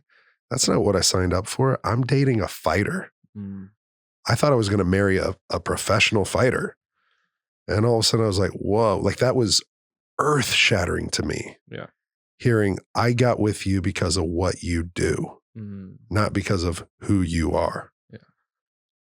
And at first that just rocked me. But then all of a sudden, like looking back at it, I was like, oh, thank you. Thank you for making this decision easier. Because in many ways, that person loved, supported, and was incredible to me. But another way, like it illuminated, like, that's about what it looks like, not what it really is, or who I really am. Yeah. And like, this isn't going to work. Mm-hmm. And so, man, know that this moment, like you sharing, like I know that whoever gets to listen to this is going to be encouraged. And I want you to feel encouraged, man, because it takes courage and bravery to share what you just shared. Thank you. And all it wasn't think of it, if it was I don't know if this is a saying or not, but this step back was really you grabbing a hold of two like big ass rubber band things and you stepping back so that you can just like propel forward further than you ever thought or imagined. Yeah. The gift you're going to give the world, man, it's going to be incredible. Thank you, brother. Yeah. Thank you so much, man. Thank you for having this podcast. Like when we were thinking about the guest list, it was inspiring to think through the people that you wanted to have on. There were, some big names, but really it was like trying to find people who could, like, let's try and pinpoint that moment so that when people listen, they feel empowered to overcome too. Because if you can reduce and help people understand that their heroes go through this, and that you've shared that so vulnerably and helped so many people like Chris, just to, be there on the ground floor with you, thinking about who you want to have on, how the story can then help people, how this can become that thing that helps people survive, continue, endure, get through, see the light at the end of the tunnel. Like, I'm really, really grateful to be on here, and I'm really grateful for you and for Amy and everything you guys have done. Hey, man, that means a lot to me. Yeah. If anyone's listening to this and, I would say that you sharing about therapy, me sharing about therapy and treatment and everything else, like the three I might have said this on the last show, but like 3 of the most dangerous words are, I got this. Yeah. And 3 of the most empowering words are, I need help. Mm-hmm. And so talking to friends, family, the people that love you, at least one safe person, but therapy, whatever tool, get yourself in some cold water, get yourself a walk in the sunlight for 20 minutes at least, get a workout in, eat some good food. That's so important. Get some good sleep. And also let us know what you thought about this episode. We'd love you to leave us a review or share this out, send it to someone you love. So that that Sky's story can bless the mess out of them. Yeah, man. Is it cool if I drop one real quick thing? Oh yeah. I would love to. Where can people find you? Where can people listen? I would love that. Yeah. So so what I'm working on right now in Bucky's terms is designing a better model, a better business model. And this is going to be a revolution. And it is a revolution. It's necessary. Yes. And if you are tired of being told to hate your neighbor, and if you want to cultivate awareness around the mechanisms that are having you do that, then one small revolt you can do right now, I think, is come check out the podcast, because I am trying to build something, and I won't go into what it is now, but I need people who want to see something different out of their sense-making organisms to come and join this. And, you know, the easiest, the most important revolt you can do right now, actually, is just put your fucking phone down and not consume anything. But unfortunately, that's not realistic for the long term. So the next good revolt, I would say, would be come check out my podcast, skmp.supercast.com. We break down a lot of how the media systems are set up right now, and then the vision we have to change it for the future.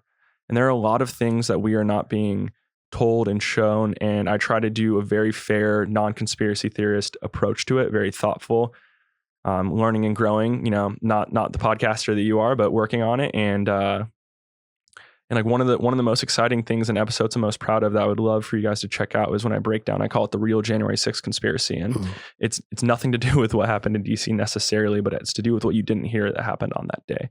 And that day is the day that Hong Kong fell to the CCP. And it happened 26 years in advance and nobody heard anything.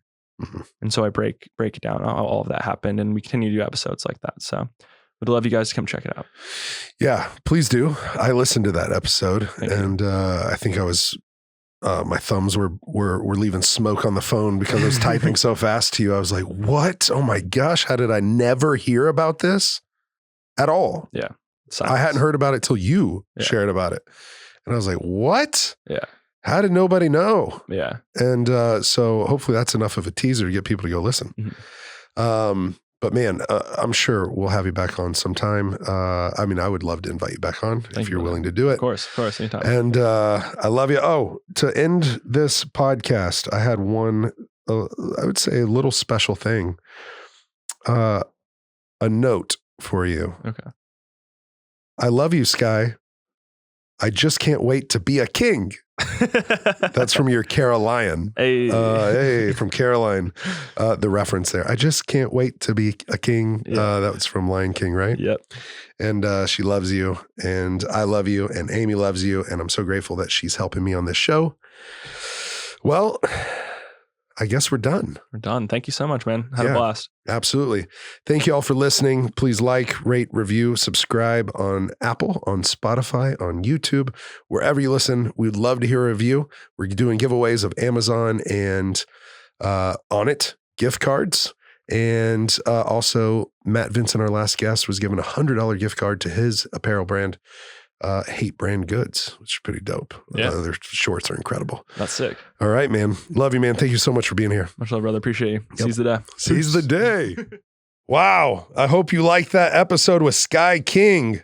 I'm sure I'm going to have him back on because he is just, to me personally, he's a legend. And he's going to do something so great in this world. I hope you're motivated to do something great as well, making this world a better place. Leaving it better than you found it, better than you came into it. What is the contribution that you and only you can give to this planet, to this organic spaceship rotating around the sun. You're here for a reason, a unique reason, and finding that and pursuing it. I think that's what I got from Sky. Yeah, there's a lot of crazy stuff going on. Yes, it's a crazy world, but it doesn't have to be anything grand either. You don't have to start a nonprofit. You can just make someone smile that you see that isn't smiling. You can make an impact in their life that's a meaningful difference by seeing them. I went out to Kirby Lane here in Austin, the original one on Kirby Lane, and shout out to my waitress, Stephanie. She had the sweetest, kindest voice. She had the sweetest eyes, and she was so soft-spoken. And I was there with two of my friends, Chris Murphy, a friend of the show, and we just started to engage with her and talk to her and ask her how her day was going. And she goes, wow, I asked her name first, and this blew me away. I mean, Chris and I, that's why we leaned in, and Garrett, our other friend, leaned in and engaged with her more, because she goes, wow, you want to know my name? My name's Stephanie. No one has asked me for weeks. I just try not to bother them.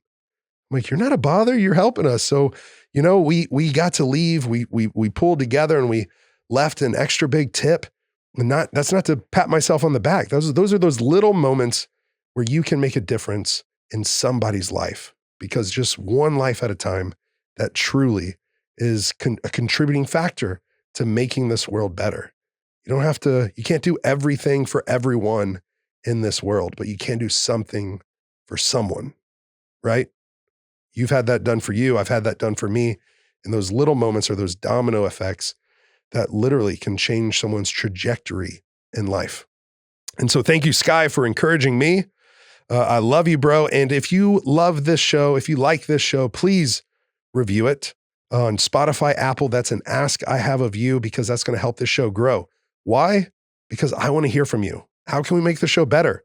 Are there better questions I can ask? Is there something else I can do? Is there someone you want to see on this show that I can reach out to and ask to be a guest? Do they have a powerful story of overcoming? Also, we're giving away a few things for people that leave us reviews that helps this show grow and grow into one of the most meaningful podcasts in the world. That's the goal. That's why we've begun. And we would love to reward some of you guys. We're going to be giving away some $25 gift cards to Amazon. We're going to be giving away some to onit.com/overcome. Thank you so much.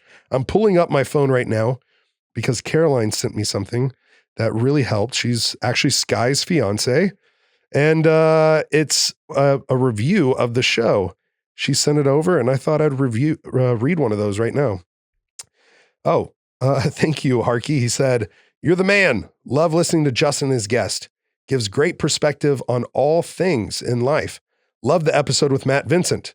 He brought a whole new aspect to making life count and the living in the now attitude that we all can use from time to time. Can't wait to hear about the bike trip. Harky 3080. Thank you for that. I really appreciate it. Matt Vincent has given away $100 gift card to someone that leaves us a review on Spotify or Apple. That's to Hate Brand Goods.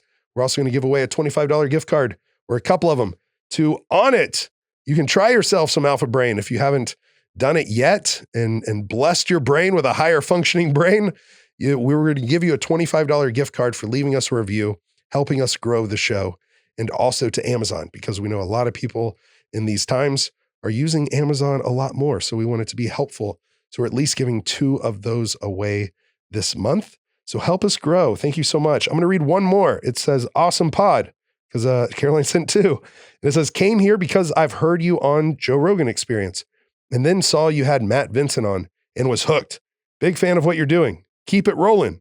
Thank you, Alex Capantance, Kapantas. I might have slaughtered that, but his username is Jabroni 10591. Thank you. I really appreciate it. Thank you, Sky, for being on. Thank you, onit.com/overcome, for sponsoring the show, making it possible.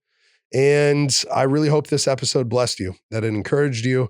Sky's the man. Please share it out. If you post it on your social media, I will reshare it. Send us your thoughts on Instagram, direct message. and we'll make sure to get back to you. I will make sure to get back to you because I love your feedback. Thank you, thank you, thank you, especially in these early days of growing the show. I want to make sure that it adds value to your life. So thank you. Thank you for being here. Thank you for showing up for yourself. Thank you for helping me with the best way that I can serve you and grow this show and make it better, make it more meaningful to you, because that's why I'm doing this, making it meaningful to me, my guest, and you who's listening. Thank you for being here, and I hope you have a great rest of your week.